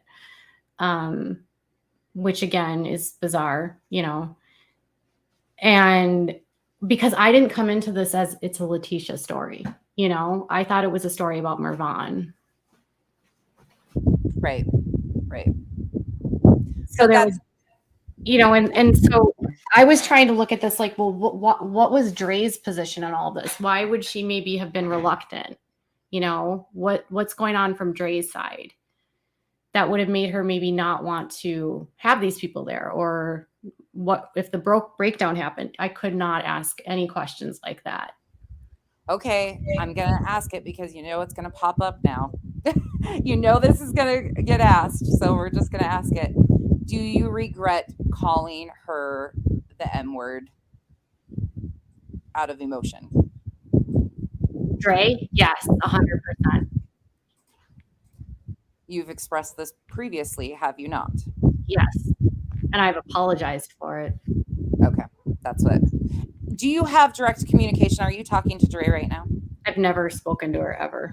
Okay, another question that people keep asking. And frankly, I don't want to talk to her. I don't think that she has to answer to anyone. Did your well, you've obviously said that your initial opinion was based off of the facts. If I'm gathering what you're saying, and correct me if I'm wrong, please. Because I'm just trying to piece again everything together. Everybody's allowed to have their opinions and thoughts. Everybody's emotions have been really on edge with this one because there's so many different places. I mean, we started off on a completely different topic, and then you got brought, because you keep getting brought up in every angle of this. I don't think I've done a video where I haven't mentioned your name yet. Sorry, but it's a constant overlap. So your opinion, because you were told one thing, and then as you started to do your research, correct, things were unfolding, and your opinion has changed as you've gotten facts and details of the case, correct? Yeah. So like Brittany getting involved was a huge red flag, right? The fighting that was happening between between Letitia and Wynette, and like the back and forth between them was so overwhelming, and it was so clear that there was like some serious issues going on. What was happening on Molly's channel, but then not having that consistent message dictated to me by anyone in the family saying that they didn't want to speak with me. The constant accusations and the harassment I felt like I was getting just for doing my channel, which was hard because every time I was like, every day there was like something new of what I was doing wrong or doing something to someone. And I wasn't doing that. And so it was just very, no, I didn't use the N word. She meant the M word. Like I said the M word. I have never heard her. And this is, again, I don't know anything about her background or anything, but I have never heard her use the N word. No, M, like MURDER. Murmurer. Yeah, that's people. I do not use the N word. I am not racist at all. Like I would never. That's not me at all. Sorry, so no. So yeah, I mean, there's the fighting back and forth that was happening between Letitia and Wynette. There's the Brittany getting involved with the attorney, and then I'm telling Brittany to set up a trust. Nothing happens with that. I find out that they're saying that these documents are filed. It's never showing up in the court. Letitia's not ever telling me that she doesn't want to talk to me. Yet then Molly's saying that's what Letitia is telling her. It was just like constant. And then like for weeks, Molly was just being so just so crazy with what she was accusing me of, that I was like, and the admins on that side never told her to stop attacking me. And I was like, what is going on? I said one thing about Molly one day, and the admins came in my inbox flying, like, leave Molly alone. It was so weird. And I was like, okay, this is just messed up. And in defense of the admins, I have to also say, because I have seen that they were also getting messages, and I've seen it on my page, as soon as any mention of your name, your channel, anything, I shared a post of yours, and I think I got like 42 messages. So yeah, so just so you know, there's like a group of people that have been doing this since 2019, and a lot of them have like 37 sock accounts, and it's the same group of people that have been doing this, and they just lob onto any story that they can to spread misinformation about me. So Erica was perfect for them in this situation. Correct. But I do want to back up to Brittany. Yeah. Before we forget. So you didn't know that, because I need to, this is a piece that I've been wanting to clarify, and I haven't even clarified it to you yet, because Brittany and I both have crazy schedules. But Brittany, and I've seen the text messages, Letitia, and you didn't know this from hearing what you just said, Letitia was having Brittany advocate on her behalf directly through things. Like, Brittany was asked to go up and give a statement that Letitia was going to be staying off social media and stuff. Yeah. And you weren't told any of this. I was told that she was supposed to make a statement but no, I didn't know that she was advocating for her at all. You didn't know that Letitia had such a close relationship with her, or that that's the first person that had communication with Letitia? Not a clue. And then again, you said you didn't know about the Thunderdome and Merck's live that was done on July 12th, which that's kind of where things really parted ways with Letitia, because they all tried to help Letitia. And I don't think you probably even know this. I don't know if you communicate with any of those people. Brittany had mentioned that like people were like trying to warn Letitia about her. Okay. So is that what you're referring to? No. People Letitia and her had been working on trying to secure Letitia legal representation, and other people were trying to help. She had direct communication with other people that had been trying to assist her in finding an attorney. We've seen that in so many posts, comments, everything like that.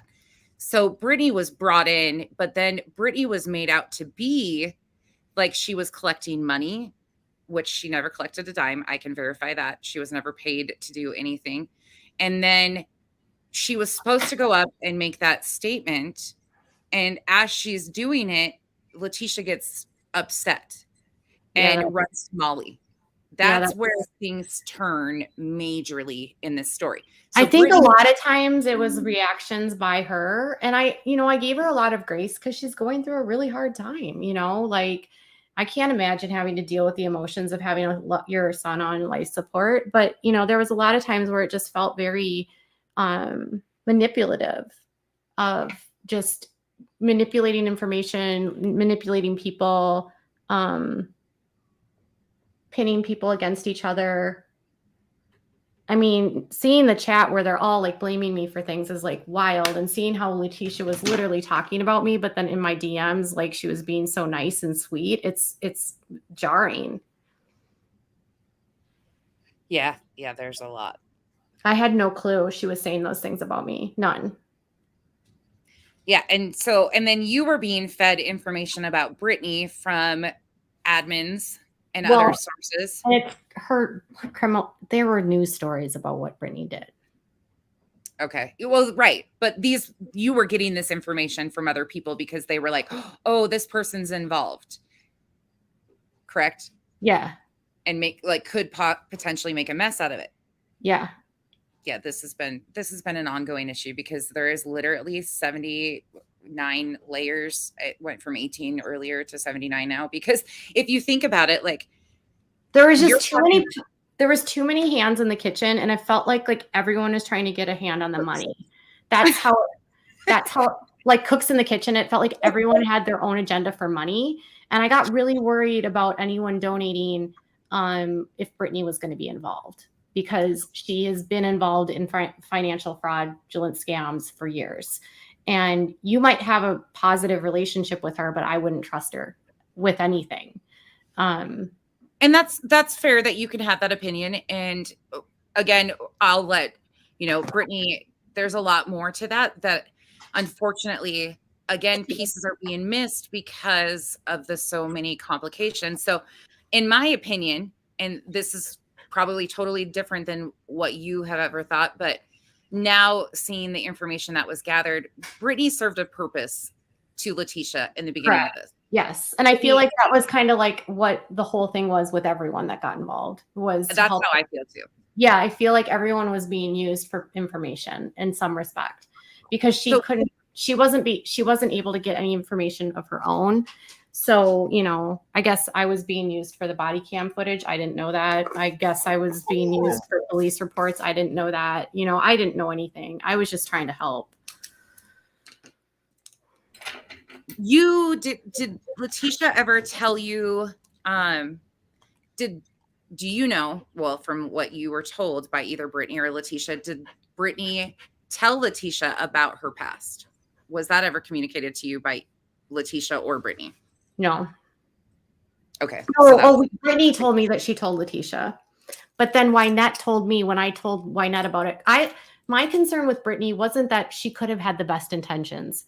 My concern was that her history was going to make people not believe her, because people in the community knew who she was, knew what she had done in previous communities, and people were she was going to muddy the situation. That was my feedback to Brittany, is like, maybe you should just step aside, because if Letitia, we don't want to add any layers of like her not having credibility, that was my, but then Wynette told me flat out, Letitia said that she's not working with her, but then she still was. But then, okay. So that was the 15th of July. Yeah. And then things had started to, and actually, truthfully, I think he had stopped talking to her on the 14th. It might have been the 15th. I have to look at the texts again. I have them, but it sounds like there was just a lot of confusion, but so you were getting stuff from every different angle, just like I have. And it was hard to sift through all of it, but none of it made sense. And another aspect was, once she did get to see Vaughn, there were going to be no more bad mouthing Andrea. Everything was going to be fine. But then it continued. And I was like, well, if you want to go see him again, why are you acting like this? It doesn't make sense. Yeah, there's been a lot of confusion. Then I started learning about a lot of the moderators being paparazzi consultants that just wanted to get her fired. It was just. Did you know that any of them had any connections to paparazzi when you first started? Only Eve. Okay. And how did you first contact Letitia? You and her, did somebody connect the two of you? Through the group. Like a follower? Okay. No, through the group. Oh, you were in the group at first and then you got blocked, right? Yep. Yeah. Okay. Let me see. I think there was another. Oh, somebody's calling us a cult. That's okay. I'm okay with that. Does anybody have questions that they would like to, if Katie's okay with a few more minutes of questions? I know that this is clearing up a lot because there was people that weren't sure of certain pieces of how this fits together. And again, if people don't like me, that's fine. I'm not here to like make you, I'm not here to make you. I'm just trying to like shed my side of things, because I'll watch a video or two and I'll be like, well, that's not exactly what happened. But at the end of the day, by the 21st, so much had happened to that point where just nothing made sense. The way that people were acting didn't make sense. And I just really felt like I was being lied to by a lot of people. So it just got, That makes sense. So, I've got the stuff with Brittany happening, the court filings that never happened, the constant fighting between Wynette and Letitia that I'm hearing about, the yelling and screaming I'm getting on a daily basis from Molly. it just was so overwhelming. The admins trying to control what I was doing and what I was saying. It was like, I was like, this isn't, no. And then I got the full police report and I was like, there was no foul play here. That's my opinion. And it still is my opinion. And speaking of the police report, just to clarify, because we haven't gone there. So you had requested a FOIA for the police report. Yes. And Letitia knew that. Yes. And you didn't know at the time that Letitia had already had the police report in her possession, correct? I knew that she had part of it. They had the initial. Yes. Yes. Okay. And that was before it was released on July 6th. Well, right in that time frame, because that was when you came in. Yes. So it was released on July 6th. I think. Well, here's the thing: is she told me that she didn't know that it took them days to get it to her, and she only gave it out the day that she got it. But that's not true. Like the date that they send it is on there, and she got it electronically. So yeah, she it was 6/24. June 24th is when they got the police report, but she posted it July 6th. And then you posted the FOIA request that you had gotten on the 7th, if I'm correct. Yes.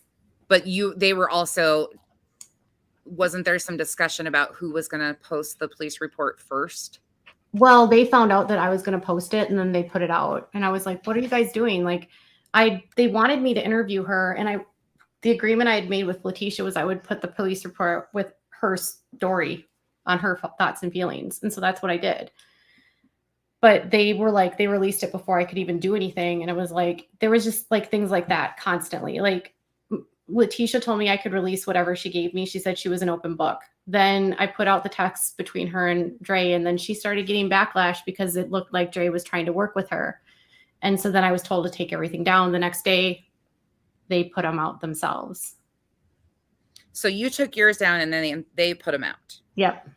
Did you use the word blackmail in your post when you put them out? I don't remember.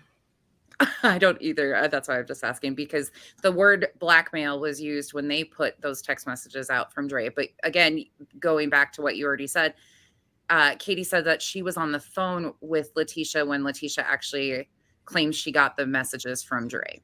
Yes. I mean, she forwarded me all their communications, and everything was so friendly. I mean, there was no rudeness.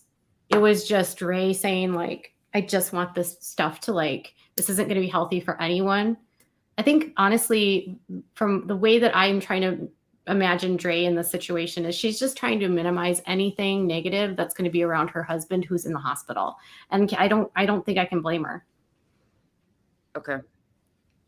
And you know, there are concerns that she has for herself, that she has a history with these people. She knows their criminal backgrounds. She knows Vaughn's feelings about them. She knows, you know, like she knows what's going on with Marvon Sr. And to be clear, like she, I don't think had horrible thoughts or feelings about Marvon Sr., but I think she did have cause for concern for her safety, in that, you know, she doesn't have any problems with him, but he has a background, you know, and it's a violent one.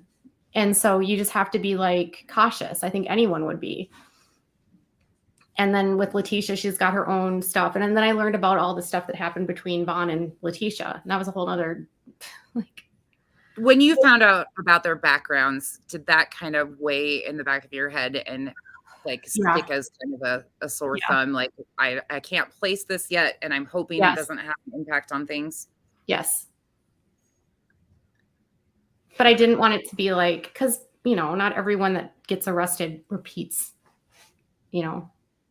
Yeah, I personally have the opinion of most people's pasts absolutely define who they are, but a lot of people's pasts, even negative, can define a person's journey, and you know, people can totally change stuff around. The thing I glommed onto with Marvon Sr., and you've watched any of my videos, I go back and forth with it because again, I appreciate the fact that he made such an effort and got there before all of this stuff really had blown up on social media. I mean, certain pieces of it had, but not his part. They had not been involved whatsoever, and they made that effort without social media. So again, my heart went out to them, of course, and everybody else, like Letitia too, the same thing. I think we all just saw a mom hurting Yeah. at first. And that's how it was put out to everybody. You know, this is a mom and a dad that have had some issues in their past, and they still shouldn't be denied to see their son, which I still agree with. I agree to this day that no one should be denied from seeing him. I mean, like, now I do, though. Now I think that there's reason for cause, because I think things have absolutely transpired to a point where it's not productive for Dre to continue to try and bridge a gap there at this point, because it's been so toxic. And how is that helping Marvon or the children? it's not. And that was that was another thing, is like, if you really care about your son, please get offline and handle this privately. That's been my concern from day one. Somebody asked again about the fundraiser thing with the kids or the girls' dad. Katie did clear up her part. She explained all of that, how that went down. If you guys want to see it, you can rewind and watch that, because she did explain all of that. And again, there's pieces of this that Katie doesn't even know. And I need to say this too, like, when Katie and me first started talking, neither one of us knew who the other was. It's like and we still don't. She doesn't know who my identity at all, whatsoever. And she's never asked me even. But she came because things were unraveling. Like, so our first conversation was, hey, I'm Katie from Without a Crystal Ball. And I'm like, hey, I opened my mouth and got myself in a mess. Like, I mean, it was just there was nothing, there was no ulterior motives. There was nothing. She wasn't asking me to share posts. And again, this is all stuff. No, I was just trying to connect dots, honestly. And I was Are you paying anybody to go after the family? No. Is Uni on your payroll? No, I don't even talk to Unirock. See, and I didn't know that there was all sorts of history between. That's the thing. Like, I'm coming from a completely outside perspective. Listen, I don't care about Unirock. I just don't talk with him. You know what I mean? Like, he can do what he wants to do, and he can say what he wants to say. And he has his channel. You know what I mean? Like, I just don't have the time for any of this. It gets to a point where it's like, I just wanted to try to tell the story. And I saw someone say, like, as a reporter, why didn't you investigate before jumping on the story? I was trying to investigate the whole time, but I couldn't ask questions. And so obviously you react to, I admitted that I reacted emotionally. I mean, didn't a lot of us, to what we saw? And I've already apologized to that, Billy. And I think you know that, because I'm pretty sure I've seen you comment that on my page. So. And that's the thing I will say too.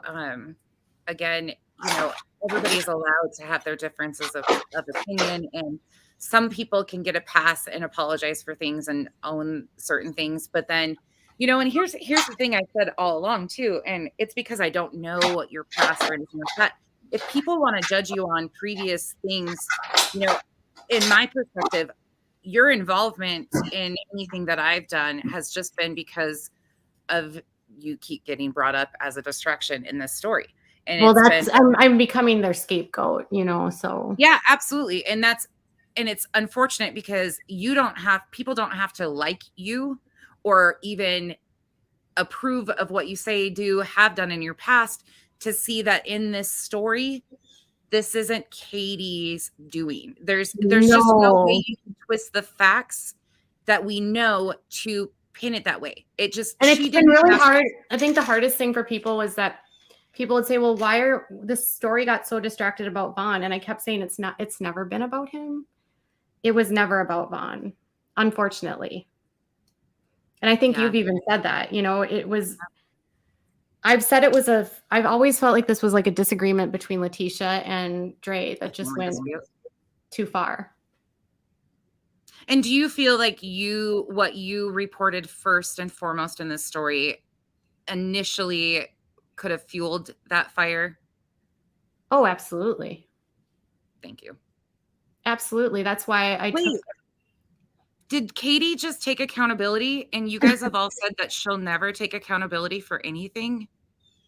Oh, wait, I must be on two different voices at the same time, even though we've been talking. The problem is that you actually use your brain in facts, and like, you look at the situation. I will take accountability. I did for 100% fuel that. And as soon as I figured out what was going on, took every step I could to correct. Yeah. And I saw that. And that's why when people kept getting mad and like, hating on me, I was like, but I can prove what she's saying without. And here's the thing. And again, I think you have more information than I do. and I've never said that. Like, I've never said publicly, and I don't come to you and show you what I'm going to post or ask or anything. I just do it because at the end of the day, I'm about posting facts and truth. Like, I'm not, if it's facts and truth, why do I need to go and ask this person's perspective on it? Or, you know, it is what it is, and it fits into the story how it fits. All of these other pieces are missed. This person says, I'm not sure. There's always some kind of fire around KJ, and I've watched her be straight up mean to people in lives. Yes, years ago I was mean to people in lives, and I definitely would snap at people. It happens when you have a platform. Trolling people can be nasty. You can say, you know, you can be rude. You can see a comment that sets you off. That happens 100%. I do my best not to react that way anymore. But in the same token, I would say, if you're going to throw that at me, I will take accountability for that, but you'll watch another person do that daily. Yeah, that's the double standards. The double standard is so obscene. It's just ridiculous. You know, like I will take responsibility. It's hard to process too. And like going back, you know, this live started about talking about Erica, and you had a lady that you don't even know, you know, you said, I don't even know who she is. And she has been attacked because initially she was contacted because Erica thought there was a mutual dislike of you. And she apparently says that I did something to her, but I don't know who she is. And that's what people are missing is you've got, and that's why I thought that that was really important to bring up, because this is a person completely not anybody that I knew, Katie knew, or anybody else that's having other issues on Twitter with these people. Granted, I can't tell you anything about the computer stuff, none of that stuff, and I'm not about to. But what I can tell you is that their bond and dislike of Katie, what initially was expected, is what evolved into another sideline attack. And you have Erica providing information, fabricated. Yeah. Oh yeah. I got cued into her really early on. Yeah, you did. Someone named Kelly, I think, who was a target of hers, reached out to me. So I just tried to tell people, like, this is a fake page. Don't listen to it. And then she got mad. Then I found out that page was created at the encouragement of moderators. It's just messy, you know, and then I see that moderators are actively saying they're going to troll me and create pages to stalk me, and they're going to go into my comments and spam my comments, which is exactly what I was experiencing. So you know, they're actively in their chats talking about harassing me, and I'm just like, okay, now I know where it's coming from, you know. Someone said, I see you being rude to people in lives and in comments recently. Well, I mean, I guess if that's your worst criticism about me, I'm sorry. Yeah. Does anybody else have any questions that we've missed, like big ones that they've missed? Because I think she's answered a lot of people's questions that they've had. Again, the Brittany piece we'll discuss. I need to touch base with Brittany and see if I can talk about things because. Oh, hold on. Hello, Exposure Room UK. Is that KJ? Yeah. Which one? Because supposedly she's both of us. Now tell me how talented she would be to be talking over herself. I just lied and said it was years ago. Well, I actually, in live streams, you know, I think I yelled at Molly, you know, during a live stream, but I try not to. I mean, honestly, every single person gets rude. It's boring if you would not be rude. And so this idea that like, and they'll glom onto anything I say, like this person, and say like, oh, you said this. So then they say that this is 100%, like they're very black and white, you know, and then they just want to bait you and bait you and bait you. And that's what I was trying to tell you is like, try not to take the bait. It's hard. Oh, they've been baiting all along. And I pop on some of it because I know it's got a bigger piece of it. There's so much of it that I do ignore, 99% of it, but some of it, it's like a mental check. I'm going to post this here now because this plays into this later. And people a lot of times will, and I confuse people with posts because I'm like, I phrase things in questions to get people thinking like, oh, could there be another piece of it? And then people start going and diving. And that's how a lot, and it's granted, it's definitely not just been me, but a lot of people have gone and searched because you start looking at one thing and then you start asking questions. And in this case, one thing connects to another platform, to a different group of people who have had this involvement with this person and this person. Their people do not get the depth of the shit. It's very complicated. There's so many layers. And honestly, you've had a lot of things that I just didn't even know about. And yeah, it's a lot. It is a lot. And, I don't think that I'm sorry if I've ever offended anyone. Someone just said you should just make a blanket statement. Yes, I'm sorry if I've ever offended you. Here's the thing. I always tell this to everyone on my channel is like, even if the world is a big place and you should be able to watch whoever you want to watch. And I'm never going to tell you that you can't. And, I don't, it's, if you don't like someone, you don't have to watch them. It's pretty simple. I mean, I honestly would, in this situation, I think a lot of these people are so used to using me to distract, and they do this a lot with almost every story, that the goal, I'm not the story here. It's not me. This isn't about me. And making it about me just makes this, like, it takes light off of what's actually been happening. So I just think that at the end of the day, like, you have to make your own decision about what you think and feel. My decision for a refund was after other people had made a refund. It was after a conversation, after weeks of so much misinformation, fighting between people, admins being one way to one people and other ways, all the harassment I was experiencing, all the people trying to control what I did and said, the harassment I was getting from other channels, the fighting that was happening between Letitia and Wynette, the interactions that I had with Letitia that were questionable. And then my very last conversation with her was her literally yelling at me about releasing our conversation, which she had never told me I couldn't. Yeah. Yeah. I want to back up because somebody asked, in the videos that you've seen, you've said that every video that Wynette had, Letitia had, correct? What'd you say?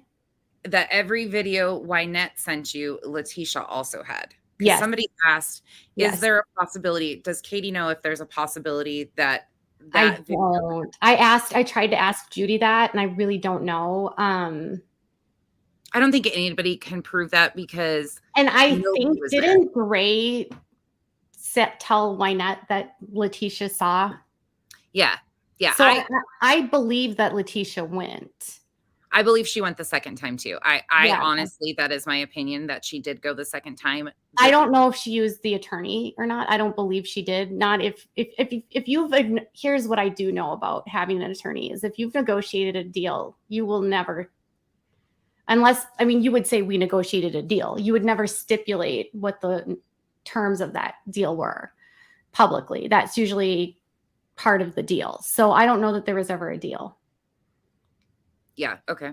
That makes sense. It doesn't make sense. And it also wouldn't make sense that if she had a lawyer that she would keep talking this way. Correct. Because what you had even been told was that attorney had been retained, that they were going to make a statement, and she was basically going to go off social media. Yeah. Right? That's what I was told. And that's what I thought she should do. That was my opinion as well. Like, if you want to handle this in the court, don't do this online. And I tried I was trying to tell, like, I would counsel that to them. I'd say, my fear is everything that you say and do online. Dre is not, she's very intelligent and she'll use this against you. And if you're sending harassment and if you are participating with people that are harassing her and have sent people to her house, that's not going to work in your favor in court. Judges don't like that kind of stuff. Judges don't have a lot of tolerance for a lot of the stuff that happens online. And they'll look at that as an FU to the court. Like, oh, so you want to bring this to court, but you can't behave online. They expect conduct to be a certain type of way. And so it just felt like there wasn't a respect of that. So I felt like, okay, well, there's no judge. There's no filings. Well, there are no filings. Which that's what actually caused a lot of people to start asking questions, because they had said an attorney had been retained so many different times, but yet nothing was filed. And we were hearing, and we've seen the text messages now, to back it up that other people had been being told, no, an attorney has been retained and I'm going to be going quiet now. I mean, there's been a lot of claims and allegations and everything like that thrown out there. And it's unfortunate because I feel like because we're having to go back and piece so much of this together, that Marvon's true story is being overshadowed every day. Yeah, it's very sad. And honestly, like sick. People keep asking me questions like, how is he doing? How's this? How's that? And I don't even feel comfortable speaking on it because it's like, first of all, like there's nothing to say. I don't know, there's nothing new that I can report on. And people say, well, has he passed away? And I'm like, if he does, you'll find that out through the paper or through an obituary, like it's just not, as far as I know, everything is what it is, Billy, that was really nice. That was actually really nice. I wish her nothing but the best for her. That was well, here's the thing is I do report, but I also provide commentary. And that's why people come to my channel. So I will absolutely report based on facts, but then I also add my opinion. And I believe I'm very clear when something is my opinion and it's not my opinion. And I had definitely made mistakes in the story 100%. And I own that. I see a lot of people talking about another creator, CW or whatever, COW, cow, whatever her name is.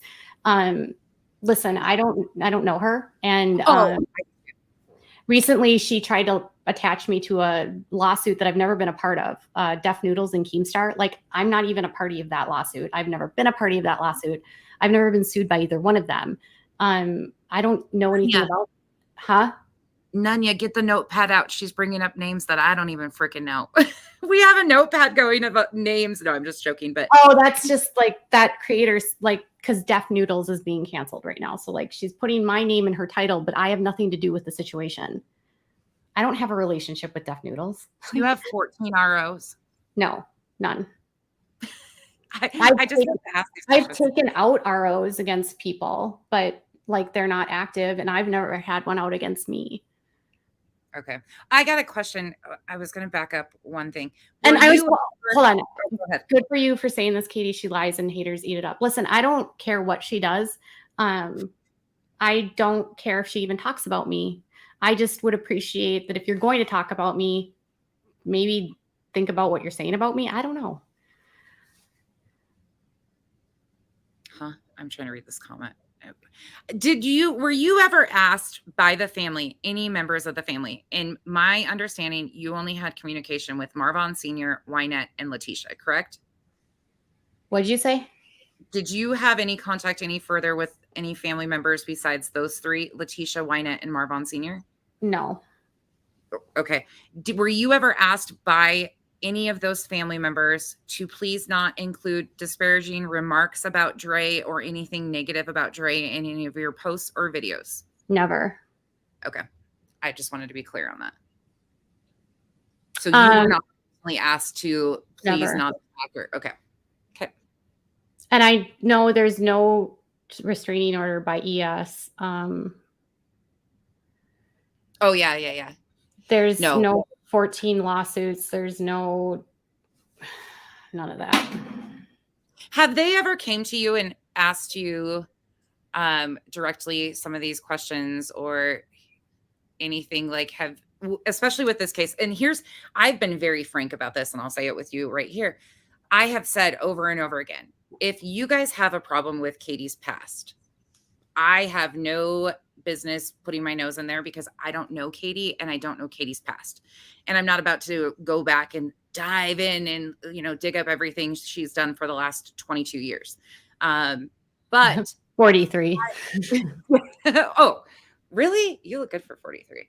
Thanks. God, I'm going to did you hear me say that my little one asked if Molly was my mom? Anyways, I digress. Yeah, I was really offended by that. But where was I going now that I said that? At the end of the day, like I will say, everyone makes mistakes. Every creator that comes onto this platform, it's a learning curve. You don't know what you're getting into when you join YouTube. It is it's a shit fest here, and I've made mistakes. It's very bad. It's very backbiting. It's very nitpicky. It's very people trying to one up each other and get a piece of your audience and create controversy and get you to fight with them so that they can get views and that kind of stuff. And I've always just tried to stay away from that, mostly because my audience does not like that at all. Like, they really get upset when drama comes to the channel because, like, for my audience, they're not there for my like life. They're there for like what I'm talking about. And so, like, if I'm there and we're talking about a cult, they don't care if some other creator is mad about me. Like, they might leave a comment and be like, I'm so sorry that people are saying things about you. But like, usually they know more about what people are saying about me than I do. So, I just tell them, like, it's fine. Don't worry about it. It's totally cool. Like, I don't care. Everyone gets talked about. And like, I feel like you'd be a hypocrite if you'd be like, I'm going to go talk about someone and then they like get mad if people talk about you. What bothers me with my stuff is like when they're calling the police and I'm like, someone called the police and said that I had Brian laundry in my basement. Wait, what? Yeah. That was when I was swatted. So another person said that my husband was creating CP, like child P stuff, Yeah. So that's the kind of stuff where it's like, it's blatantly false. But then a lot of these creators will just run with it. So a lot of the stuff out there about me isn't even true. You just, whatever. I'll never get away with a lot of it because they're commentary channels. Is that why? Yeah. And I don't go after them. Like, I just don't care. Like, what's the point? If I feel like I'd be playing a game of whack-a-mole, really. Like, that makes sense. You'd get one channel down and then it's another channel that pops up. It's just, it doesn't suit. It's impossible to respond to them all. And that's what I've been saying. If people have a problem with your past, okay, whatever. But in this story, it has been proven, and they still, no matter how many times you post facts right in front of their face, they still refuse to accept it. It's got to be faked. It's got to be go ask, like, but none of them have the balls to go ask Letitia, did you say this? Did you do this? They won't do it because they don't want to know, because they know what the answer is going to be. Yeah. Because it's going to be another lie to cover another lie, unfortunately. And I go in, like, I was listening to you talk about, like, what do you think her motives were? And I don't know. Like, it's like, I think she was like hurt by the way that she found out, but I think she was mad at Andrea. I think there's a long history of her blaming Andrea for the strain that she has in a relationship with Vaughn. I think Vaughn has his own trauma that he's talked about from his childhood. And I think, as with any parent, and I'm saying this as a parent, it's hard when you make a mistake as a parent to own that. And it's really hard when you're a parent, and you're a parent too, to know that something you've done has hurt your child. And I could see in some cases not wanting to admit that, especially if you're going through something like this. It might be easier. Yeah. It might be easier to blame the third party. But I think he had his own feelings and thoughts, which he's not here to say what those feelings or thoughts are. But, relationships with parents are complicated, and not everyone has good relationships with a parent or a biological parent. And then my other thought is with you is like, what about OC, who is the one that raised Vaughn? What about OC? What would OC want? How would OC be feeling? And she does have dementia. So there's just so much. It's really sad. And then on top of that, you've got all these little kids that are involved in it, and the internet is calling their mom all of these names. And it's like, none of that helps the children at all. And then how does this help Vaughn, who's in a coma right now? What do you think? What, in your opinion, is there anything that, as a creator, that I could be doing or I shouldn't be doing that do you see there being any resolve to this? Because currently I am just covering things as they unfold to show the truth and facts. But I feel like it sometimes just provokes this continual. I think it will keep things in a cycle, but at the same time, like, if you can stick to the facts and not get dragged into the drama, it's better. But at the same time, like, the more, I don't know, I stay out of it just because that's not what my channel is about. and I'm seeing people in the chat literally say like, I don't go to Katie's channel to talk about her personal shit. You know, like they don't. They want to talk about Cody Brown being a raging narcissist. They want to talk about Josh Duggar being an asshole. They want to know what's going on in the FLDS or, you know, whatever other cult we're talking about, or Adam Levine cheating on his wife. You know, that's why they're at my channel. They're not there to talk about me. Yeah, they're in most of these people, a lot of them, like, and that's again, it goes back to the confusion and stuff, but you know, most of your followers are very into what, you know, you've cultivated a following. That's what you've been doing. That's what people, content creators do. And, you know, you don't expect your followers to appreciate and love everything you do. That's just not humanly possible. No, like, and you know, I love my followers because they don't always agree with me on my takes. And I love it when they say that they don't agree 100%. And my followers know that, like, people always say like I delete all these comments. I actually really don't delete a lot of comments on YouTube. I have filters where you can set filters in like certain words. And I try to keep cursing out of my comments as much as possible. I also don't curse very much on my channel because I have a lot of moms that watch my content while I'm with their little kids. And I also will spell words out for the same reason, little ears. So I'm just good about that. You're good about that. I just F-bomb this. I try. Okay, so Susan Elliott says that everyone should stay out of it, period. I mean, honestly, I feel like I've stayed out of it. I'm trying to stay out of it. I don't know. Continuing. I'm not trying to, and that's what I was trying to get. I'm not trying to perpetuate, and I'll bring Nanya in too. Like, we're not trying to perpetuate a continuing cycle here, but these are responses to things that they're claiming are factual things. So are we supposed to just continue to let Marvan's name be trashed through the mud and drugged through the mud and his story not be told correctly? I mean, you guys can weigh in on this. Kenzie and Nanya are here too.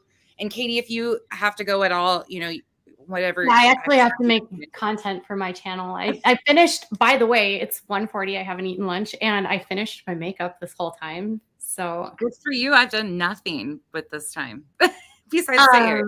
Oh, someone said it's comical when they say that I don't have any support. My support is all over my videos.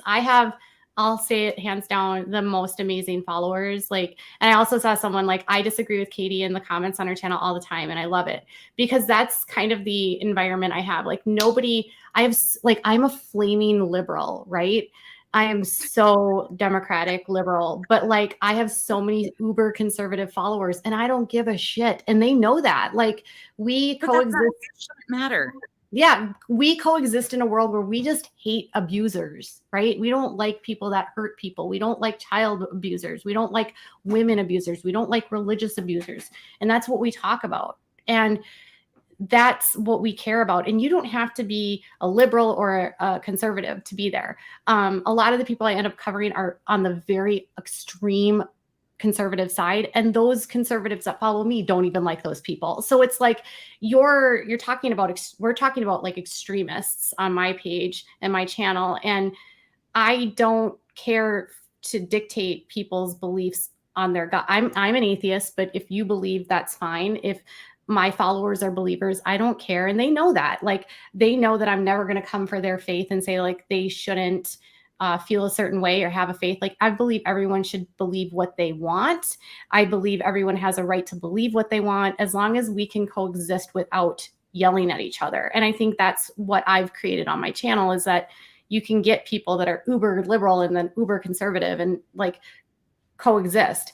And I also am of the opinion that if you isolate people and are constantly saying like, oh, I don't like you because of this one thing, you'll never find common ground.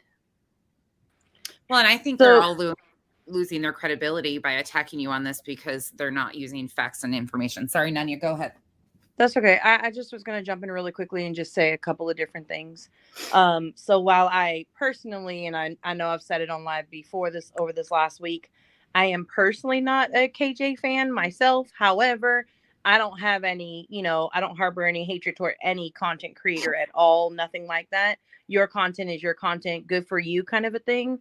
I for me, it doesn't make a difference. I'm just straight facts and truth. So I can appreciate that. I can appreciate just on a human level that you were able to take ownership of the parts that you played in this situation, and think, parts that you didn't necessarily get right on the first try. So, I can respect that, just, on, like I said, on the human level. One of the things that I just really wanted to point out, because I was going crazy in the freaking comments and about to like blow a gasket, is I personally am not a person to shut people down. I don't think that people with different opinions should be shutted up or told to go away, because if that's the case, then people could say the same thing to us. Well, if you don't like what Molly does, if you don't like what this person does, then just don't watch their lives. Well, we're watching them not because we like them. We're watching them, or, following them, or getting screen records or screenshots of them because of the misinformation that continues and the lies that continue over and over. What, for me personally, what Katie does has nothing to do with any of this, has nothing to do, like, and that I know of, and correct me if I'm wrong, because I could be wrong, that I know of at this point, you have not posted, other than like debunking a lie that's been put out there about you with this situation, that I know of, you have not reported on this for at least a month, if not longer. Is that correct? Yes. Okay. So to me, the fact that we're still on this ongoing thing of she did this, she did that, like, it's I mean, it's flat out bullshit to me, but that's, I mean, people are going to say what they want to say.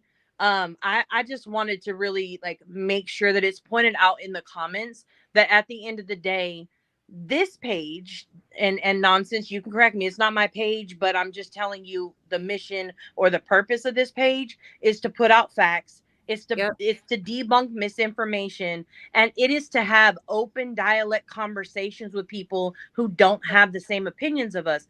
I am not a fan, and I'm really kind of riled up right now about it. I am not a fan of somebody coming in the comments having a differing opinion and we don't have a conversation with them. Instead, we attack them, or we tell them to go away, or we tell them to shut up, or we threaten to block them. Like, that is that is us being an echo chamber, and I don't like that. Like, I'm sorry if everybody doesn't like, oh my god, this is in your page and she's just over here telling us all what to do.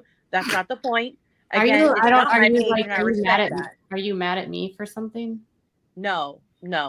I'm just passionate, period. That's I'm just like, passionate. I couldn't tell if you were mad or not. No, I apologize. I'm just passionate, and like I said, I'm riled. On my own page, the only people that get blocked are literally the ones that I know are the trolls. I don't. It's impossible to keep up with the comments. I can't keep up with the comments. I get so many on my page every day. I don't even care. Like, there's just no. You don't want an echo chamber. That's for sure. There's another one here.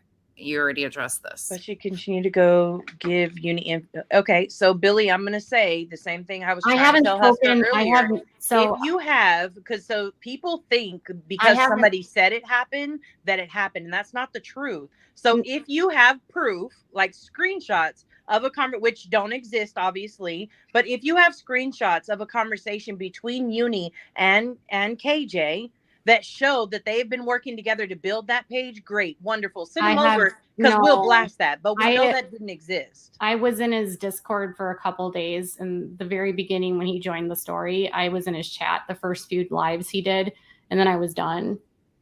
Do you have a wrench on his channel? On his channel, no. And honestly, it's not because of anything. But it doesn't matter if you did. I mean, no, I'm not. I haven't talked to him at all. Unirock, in my opinion, sometimes has a way of like not always thoroughly researching things. And so I just get sidetracked by his tangents, and he talks forever. And so I'm like, all right, I'm done. Like, it's nothing personal at all.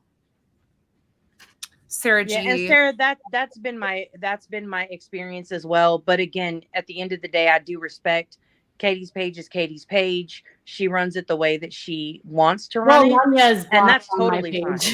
Yeah, that's what I was just gonna say, because people are sitting here like, oh my goodness, Katie has Nunya blocked. Yeah, 100%.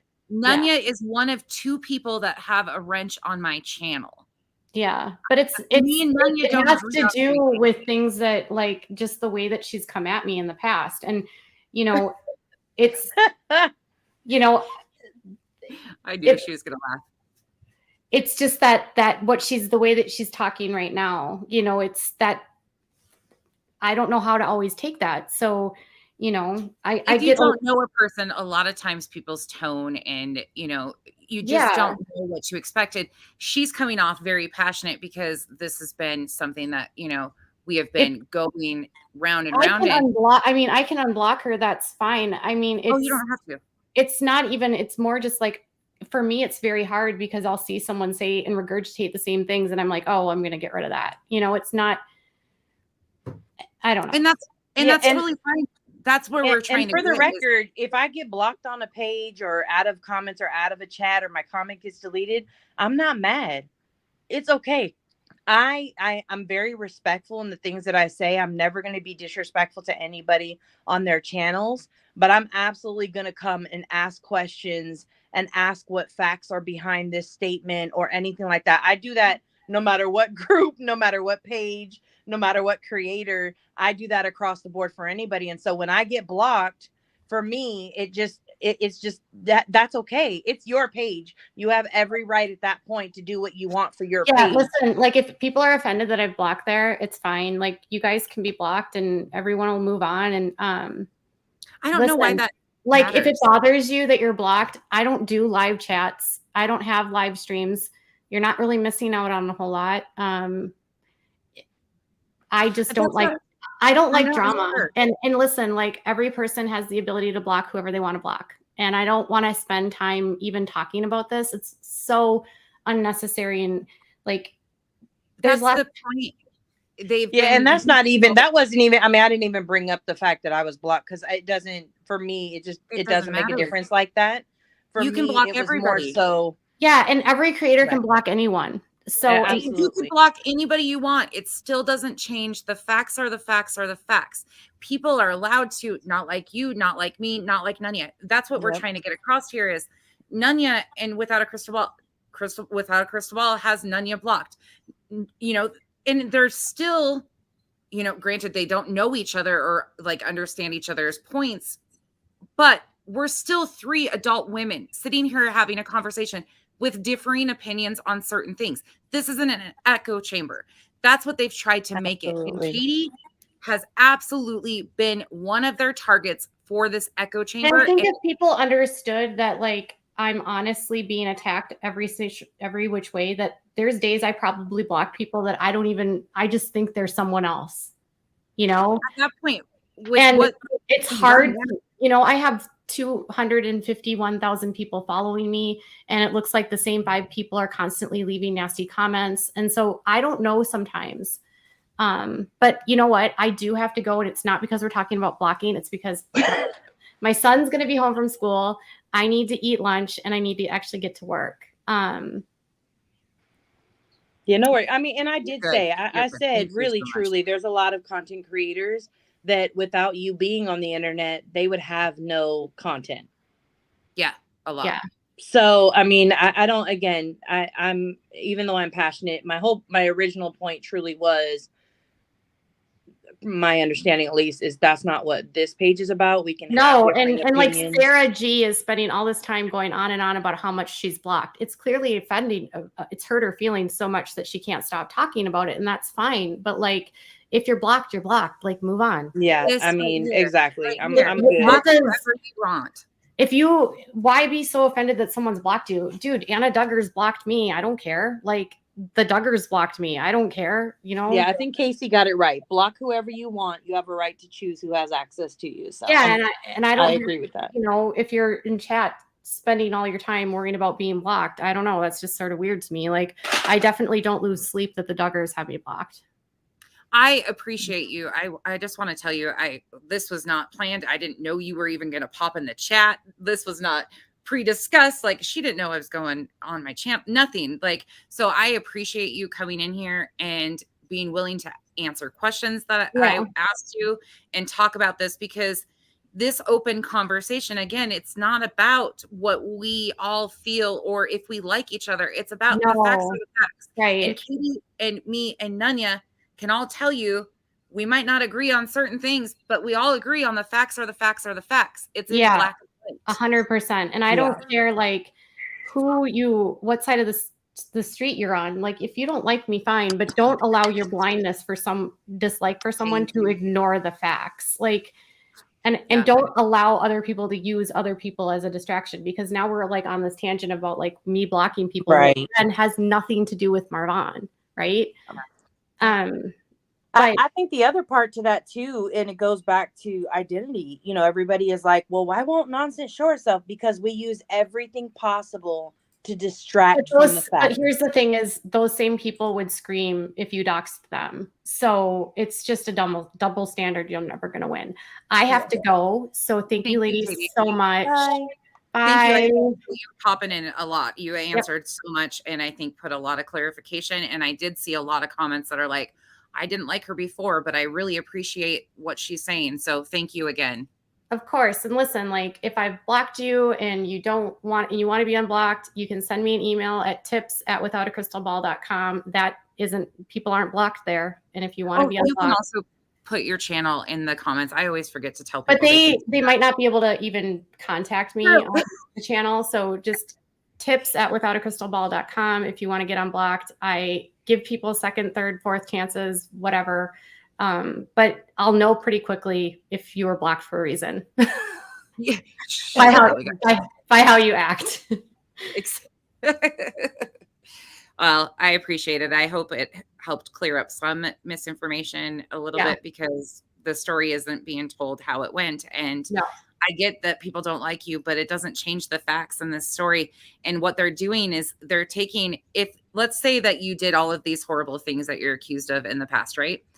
But they're using this story to put it on you that you've done all of this in this story. Well, the fact of it is they're wrong, and they're blaming you for this story, and it's discrediting everything they have to say about anything else that may potentially even be true. You know, I don't know, but let's say it's true. It discredits that because they're refusing to deal with the facts in it, and you're just a distraction. So, well, what I'll tell you in my final thoughts is like, if you step away from this, they'll eat each other alive. That's always what happens. They'll all turn on each other. So they will. Yeah, it's going to happen. It'll happen. Whether you step away or not, that's always what happens in these stories. So yep, true. Well, I mean, the truth always prevails. It will. It might take a couple of years, but it will. Bye, guys. Bye, Katie. Bye, Katie. Thank you again. So I just wanted to address a couple of things in the comments. So, so Billy Martin says posting the family's past had nothing to do with Marvon either. Billy, it did though. So although I don't fully agree with like putting out mug shots and stuff like that, showing that somebody may have a criminal past when you're asking to give them money and asking to give them access to a person who has not allowed them access to their own life, their past did make a difference. Their past did give some context. Now, don't get me wrong. I'm not agreeing with the actual like way it was put out there, but it did give context to some of the videos we had seen from Dre or things like that. It gave some context there. So that's where, you know, again, it may be agree to disagree, but definitely. Army wife. Now, listen, I know you're in our comments all the time and we like you a lot. But please, can we stop telling people if they don't like what we have to say to go away? That is a MGL. We already know that's a lot. I'm not going to say it's one person. There are a lot of content creators out there that have that theory. And I can't stress enough, if we make this an open conversation for different opinions, we can provide the context that's missing with all the lies and misinformation out there. If we only keep it, if we only allow the people like us who think like us and who walk like us and talk like us and have the same thoughts as us in the room, guess what we're creating for ourselves? And Nonsense, you can correct me if you don't want those people in here, because this isn't my page, so I'm not saying it like that.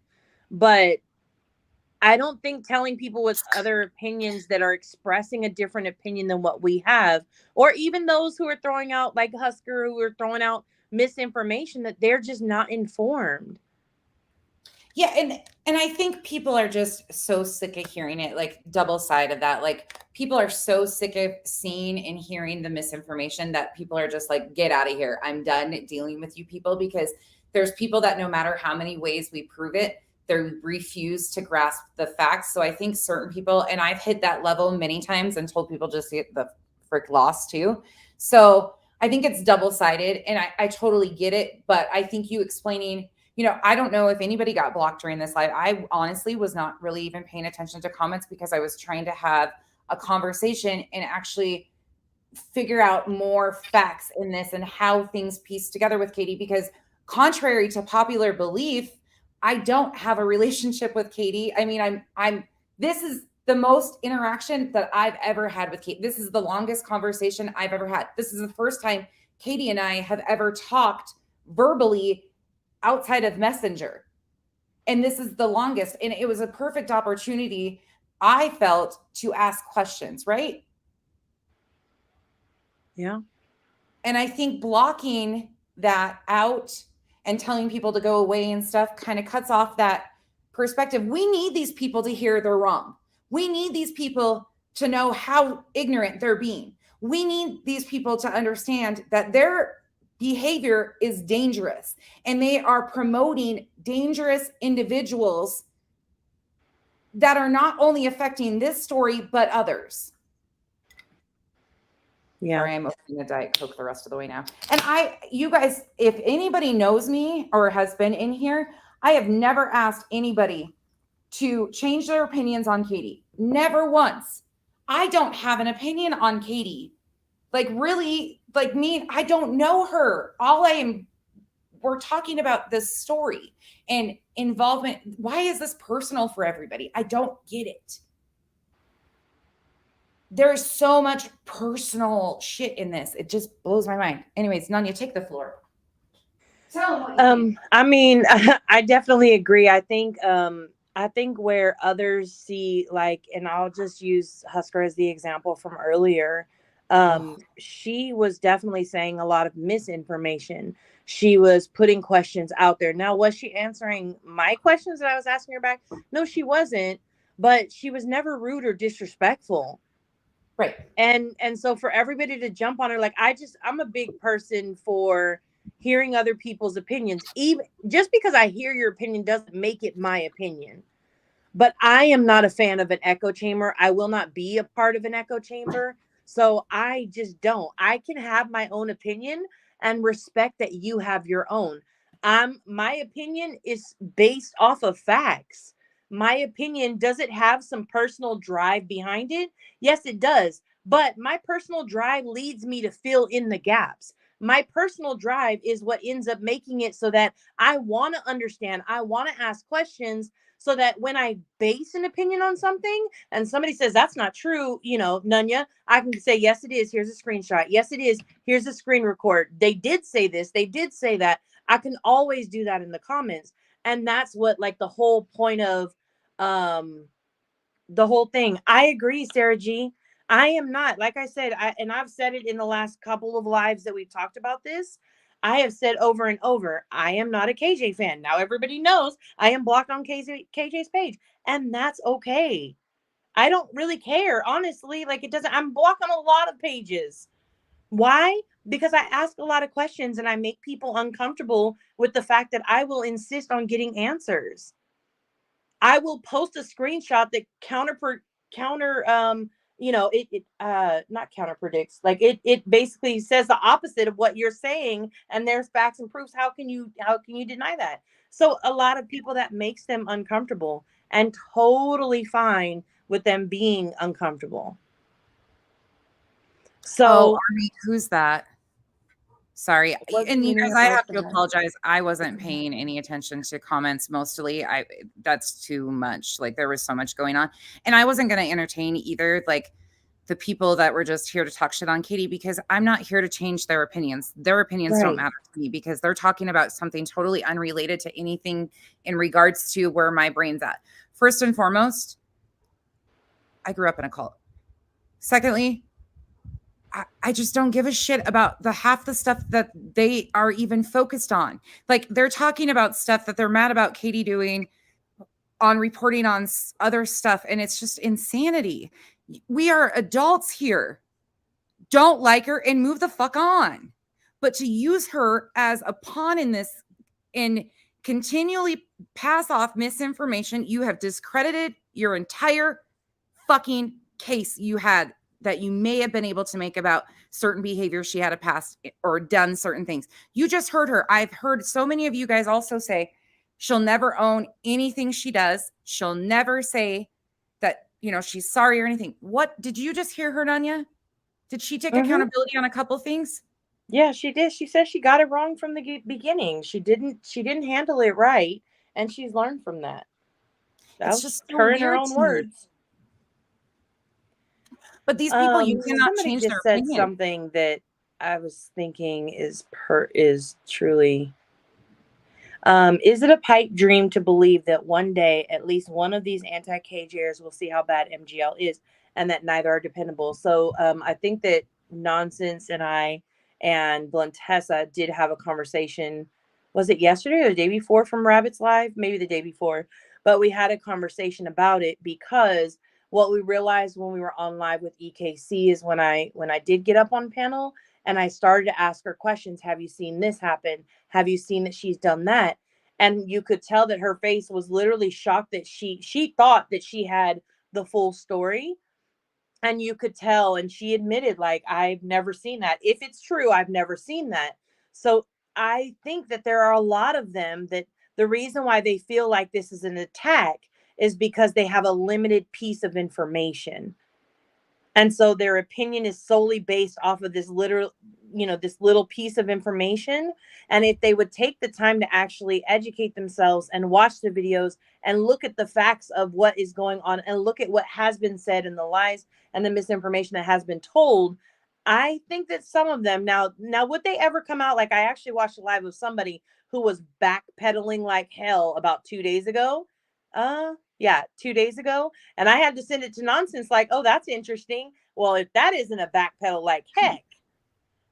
So Shocker, some of them are shocker. starting to backpedal a little bit. They're not blatantly ever going to say, I was wrong for following along with what this person was doing and saying. They're never going to say that. But if you watch their actions and you listen to some of their words, you can absolutely see that they're backpedaling and they're seeing that there's more to this than they thought. And that's why, my panel is open. I don't know who's going to pop in or what. I had no idea Katie was going to pop up here. You guys didn't know that. I would have told you. I didn't even know you were live. Because I didn't. Yeah, see, like I just popped on.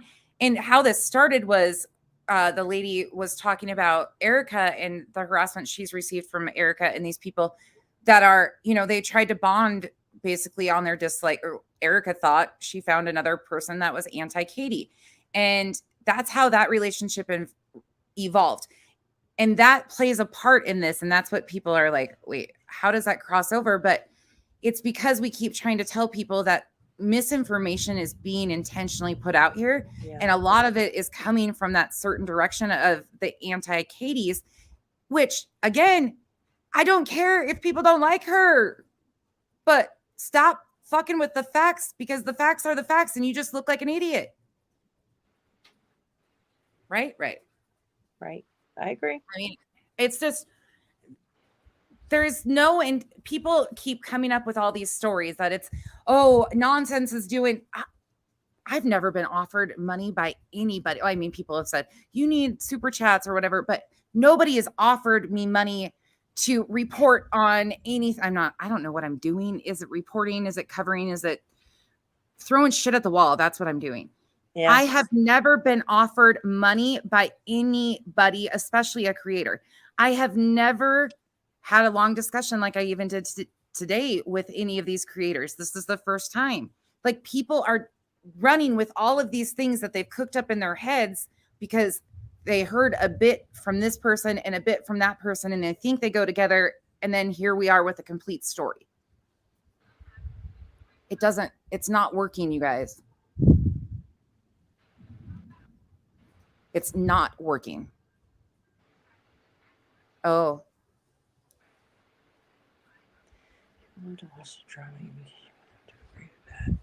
Why have y'all kept the negative videos up? Jessica, I actually have addressed this a few times, but I will gladly address it again because my page is based on transparency. The negative videos are negative to a lot of people, right? That's one view in this, correct? And although my opinion has shifted, and I've been honest and open about that, on what I actually feel, I also understand that my opinion is not everybody else's. And for the issues of transparency, they were already up. I'm not about to go dirty deleting stuff now, because how am I calling out other people for being not transparent and then I'm going to go delete shit off my page? Does that make sense? So whether it makes you comfortable, it makes me uncomfortable. I tell the girls, anybody I talk to, when people comment on those posts, I cringe because even my intention in some of those was not negative. It was to point out the bigger picture, and the things that people have said and ran with are horrifying on my own page. But I don't block, I don't delete, because I think it's dirty and it's shitty. Does that make sense? Maybe that's, I don't care if it makes sense. That's the way it goes. I'm not going to start dirty deleting. And as far as Brittany, the Brittany stuff too, you guys, there will be a whole clarification because I know Katie said a lot, but Katie, again, you will hear that Katie only knew her perspective, and that's what people are missing. There's been so many different perspectives. Katie knows her perspective of what was happening on this. Now it's important that you hear the other perspective of what had happened up to that point, because she even said she did not see that live with Merc and Thunderdome, which is really huge, right? Nunya, are you still here? Yeah, I am. I'm reading the comments. You're reading the comments. Nunya reads the comments. Nunya is a comment reader.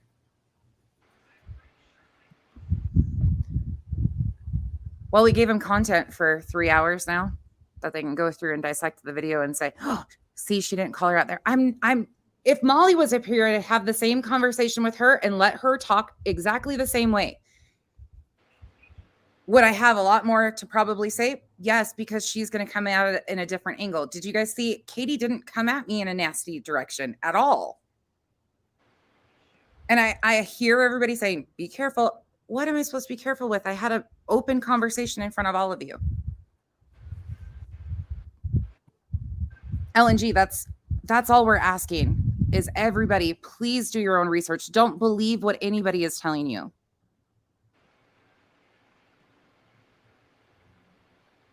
RL, that's interesting, huh?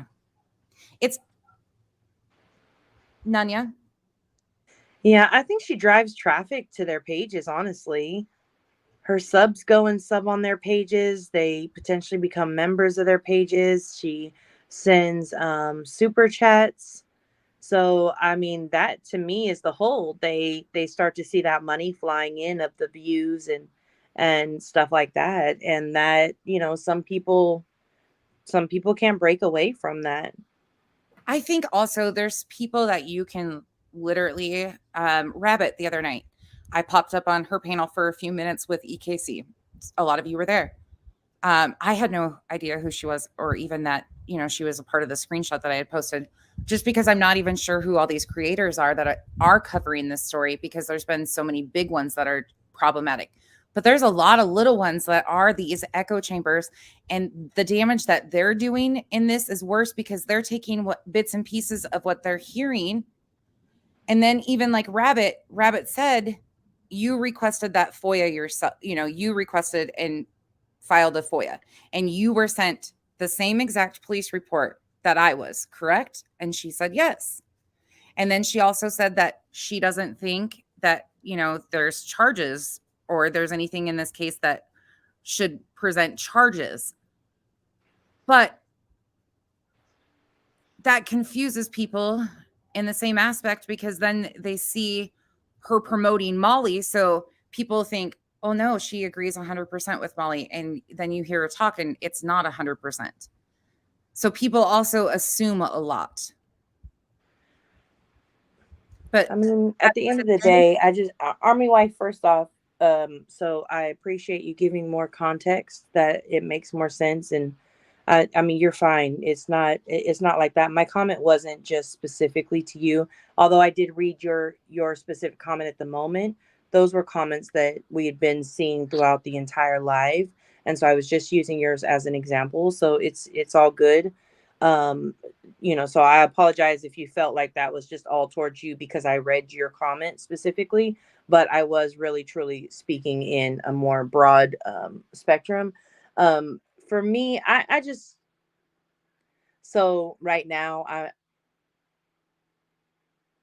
I don't see a purpose for discussing creators. No, there's no reason. There's just, I mean, and respectfully, nonsense. We don't always agree. Nope. I get why this video was started, Yep.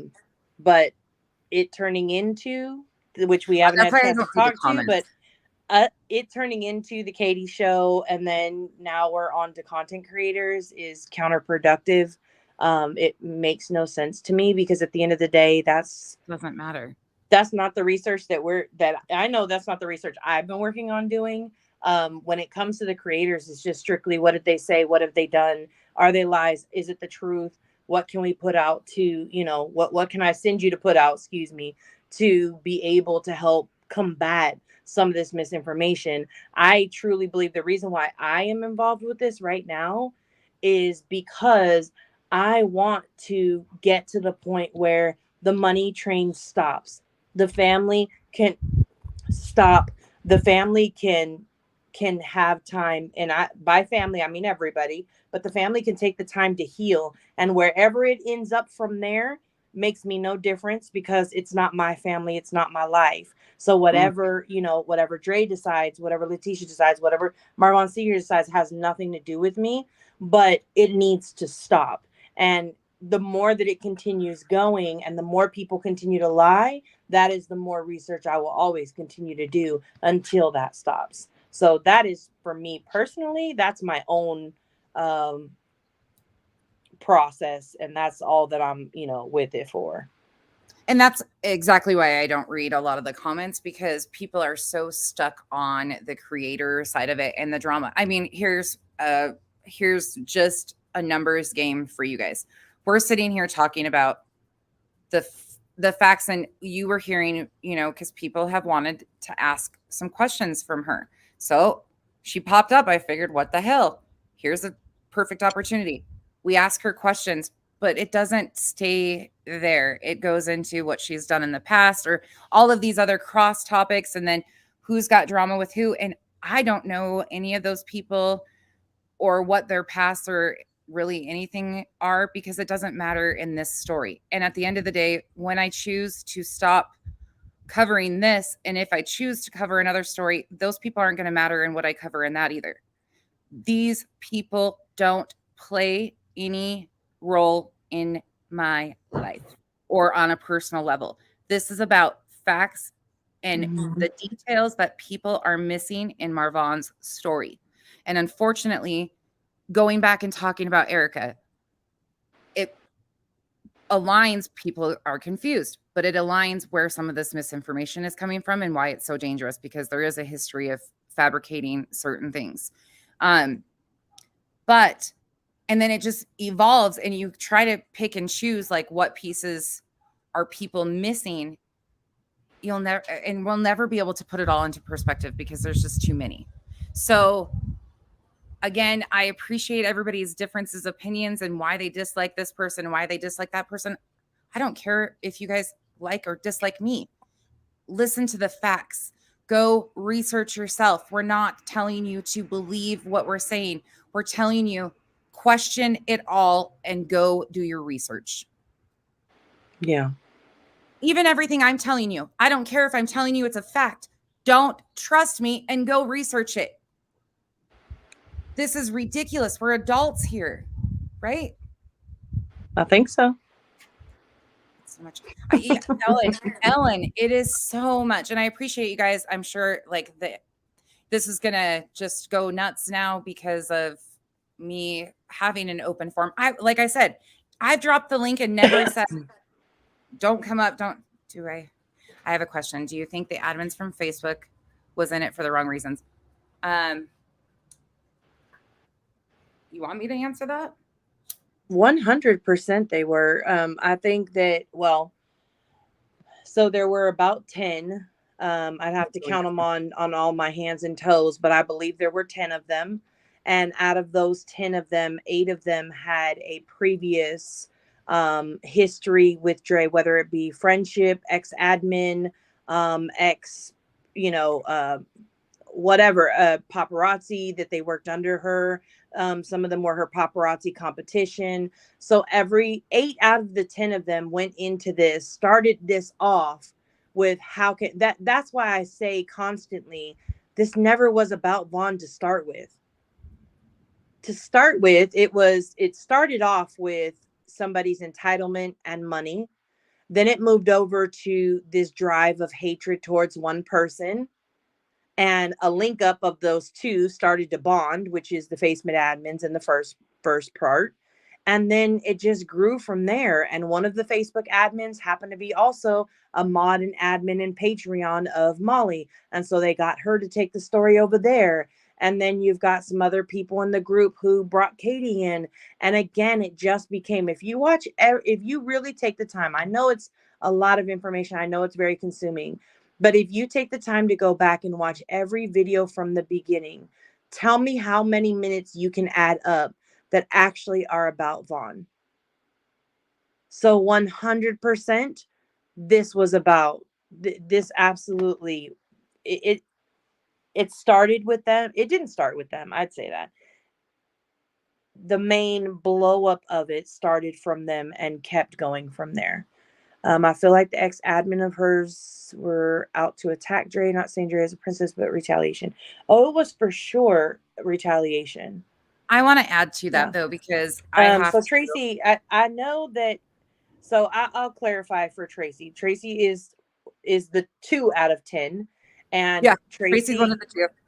Now, again, and I've already shared my opinion with Tracy directly, so it's not like I'm throwing her under the bus here. But Tracy heard a saddened, heartbroken mother who just wanted to be able to see her son in his time of need, and thought that this was an active, every day in her life kind of mother. And without doing any research, so that's where I fault her, she just ran with it. And I mean, when she ran with it, boy, did she run with it like a marathon runner. I don't know who the fastest runner is in the world. Don't quote me on it. But she was like a whole track runner with it. And she got it up, her and one other person got it up and running, and they ran with it. And they went hardcore towards that one narrative. And when when she actually, I believe, correct me if I'm wrong, but when she watched Dre's Rumors live, that's when she realized, wait a second, wait, he was adopted, you're not in his everyday life, wait a second. And then things started being questioned from there. And you can go back in the screenshots and see how this turned around. And you can watch the videos there, go further back on the page. You can watch the video of how this started to turn around and how it wasn't making sense. I don't I will disagree. I started because I believe Letitia was a mom wanting to see her dying son. Right. I agree. That's we may be behind. The whole case is built on what you shouldn't do. 100%. 100%. Let me chime in for a second on something too. My Jessica, 1000% agree. I wish everyone could stop using his name. All parties. 1000%. That's something I've been trying to do it to link up to videos, but it's so annoying, and using the stupid hashtag. And it's not stupid. It's stupid in the aspect of, I just don't feel that it's proper. It's not justice for Marvon. This isn't it. Like, this is not justice for Marvon. This is not justice for Vaughn. How is this justice for Vaughn? Like, it's not. So, Jessica, I agree with that too. Yeah. And I will do better about that. I hate, it's hard to piece together bits or facts without just laying things out there at times too. This is crazy. I understand that. Jessica, for sure. I get the feeling. I don't. Oh What yeah, were they Tracy. getting out of it then? I think that jealousy is a very big, Lynn, I think jealousy is a very big driving factor for people. And anytime that they feel like somebody is better than them in any way, whether it be looks, financials, um, um, I mean, any relationship, smarts, they will do jealousy is a driving factor, like the green monster, and they will do anything they can to make themselves feel better about themselves. So, I like how you handle yourself compared to the other two. Hold on, I'm gonna go up and read some of these. Does anybody have any questions before we hop off here? Because this has been almost 3 hours and like 12 seconds. I can't even. yeah, I was. Roseanne's, I don't agree. I don't think that it was one person who was responsible for a false narrative. I think that there have been a lot of people who ran with a false narrative and they put it out there on purpose. And they kept going and kept going. So I don't think that's just one person that's responsible for that. Sally, I did not see that. Did anyone see where MGL mentioned her and Court and Dre? She said something about what she has to prove in court. What was this today, supposedly, or can you give me some context of maybe you did? Hold on, let me go back up. She says, please address the oh, well, you changed it. They started in for that reason for the way it's been taken since this. Yeah, I think everybody started for the wrong reasons. Everybody's seen an opportunity and attempted to pounce on it. And that's the saddest part, because truly, what good has any of it, the Facebook groups, the YouTubers, the Facebook lives, the Facebook posts, the exposed page, the UD page, like what good has any of it done?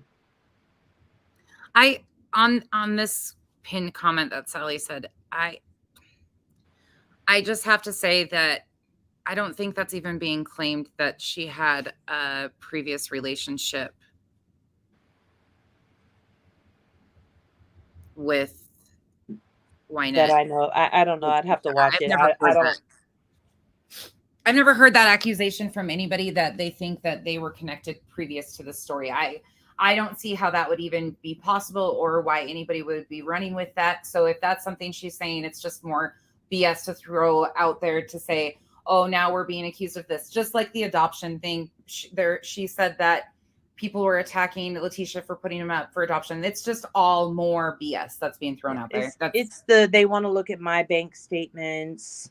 They want to look at Lynette's bank statements. They want to see Letitia's discharge papers from the hospital. Nobody has asked for those things. Not one. Yeah, they're saying that I've put out her past, that they're claiming a lot of things that have never happened. They're saying people from this side are attacking Letitia on a daily basis. I have yet to see this. Again, it could be happening, but it's not from this side. It's not from anybody that's associated with nonsense. That's for sure. Because if you're attacking anybody out here, I'm not even attacking anybody. I'm just stating what is happening. In my opinion. That's it. So anyways, with that being said, this totally went a different direction than even anticipated whatsoever. I didn't expect any of this to happen. And Kenzie, if you're still in here or anything, I'm sure you'll message me, but if you want to clarify that stuff, that's fine too. This is just a mess, but word to the wise, please, please, again, if Erica is in your inbox on her page or any alts, just be careful. Just be careful. That's all I'm saying, and asking people to please start questioning more shit. But someone on YouTube goes on for hours thinking they deserve. You haven't asked, but someone on YouTube goes on for hours thinking they deserve paperwork or proof. I mean, I don't think there's a point in demanding it, though. That's my take on it. Yeah. They're not going to show it. What's the point of me sitting up here for hours demanding that they show something that I know that they have no intention of doing? Counterproductive again. And yeah, sorry. I'm sure there's a lot of people that are pissed that I offered her even the time to talk, but why? Again, why? I don't care. You're mad, be mad. Thank you for coming up. Tanya. All right. What? Have a good day, everyone. Wait, what? No shit. This is why I don't read comments. Yeah, I got to watch for myself because that's going to be comical. This is insane. Anyways, with that said, y'all, thanks again for being here. We still haven't done the timeline yet, and that is like the mission. I was literally popping on to do just a quick 30-minute live, and here we are 3 hours later. Now I got to go get children and do life stuff, but thank you all for hanging out with me. This has been a wild day, and if this is any inclination of where it's headed, nonsense is going into hiding. Just joking. But Contessa, over and out. Thanks again for being here and everybody for joining and semi being respectful. And to you assholes, well, whatever. You can be assholes somewhere else.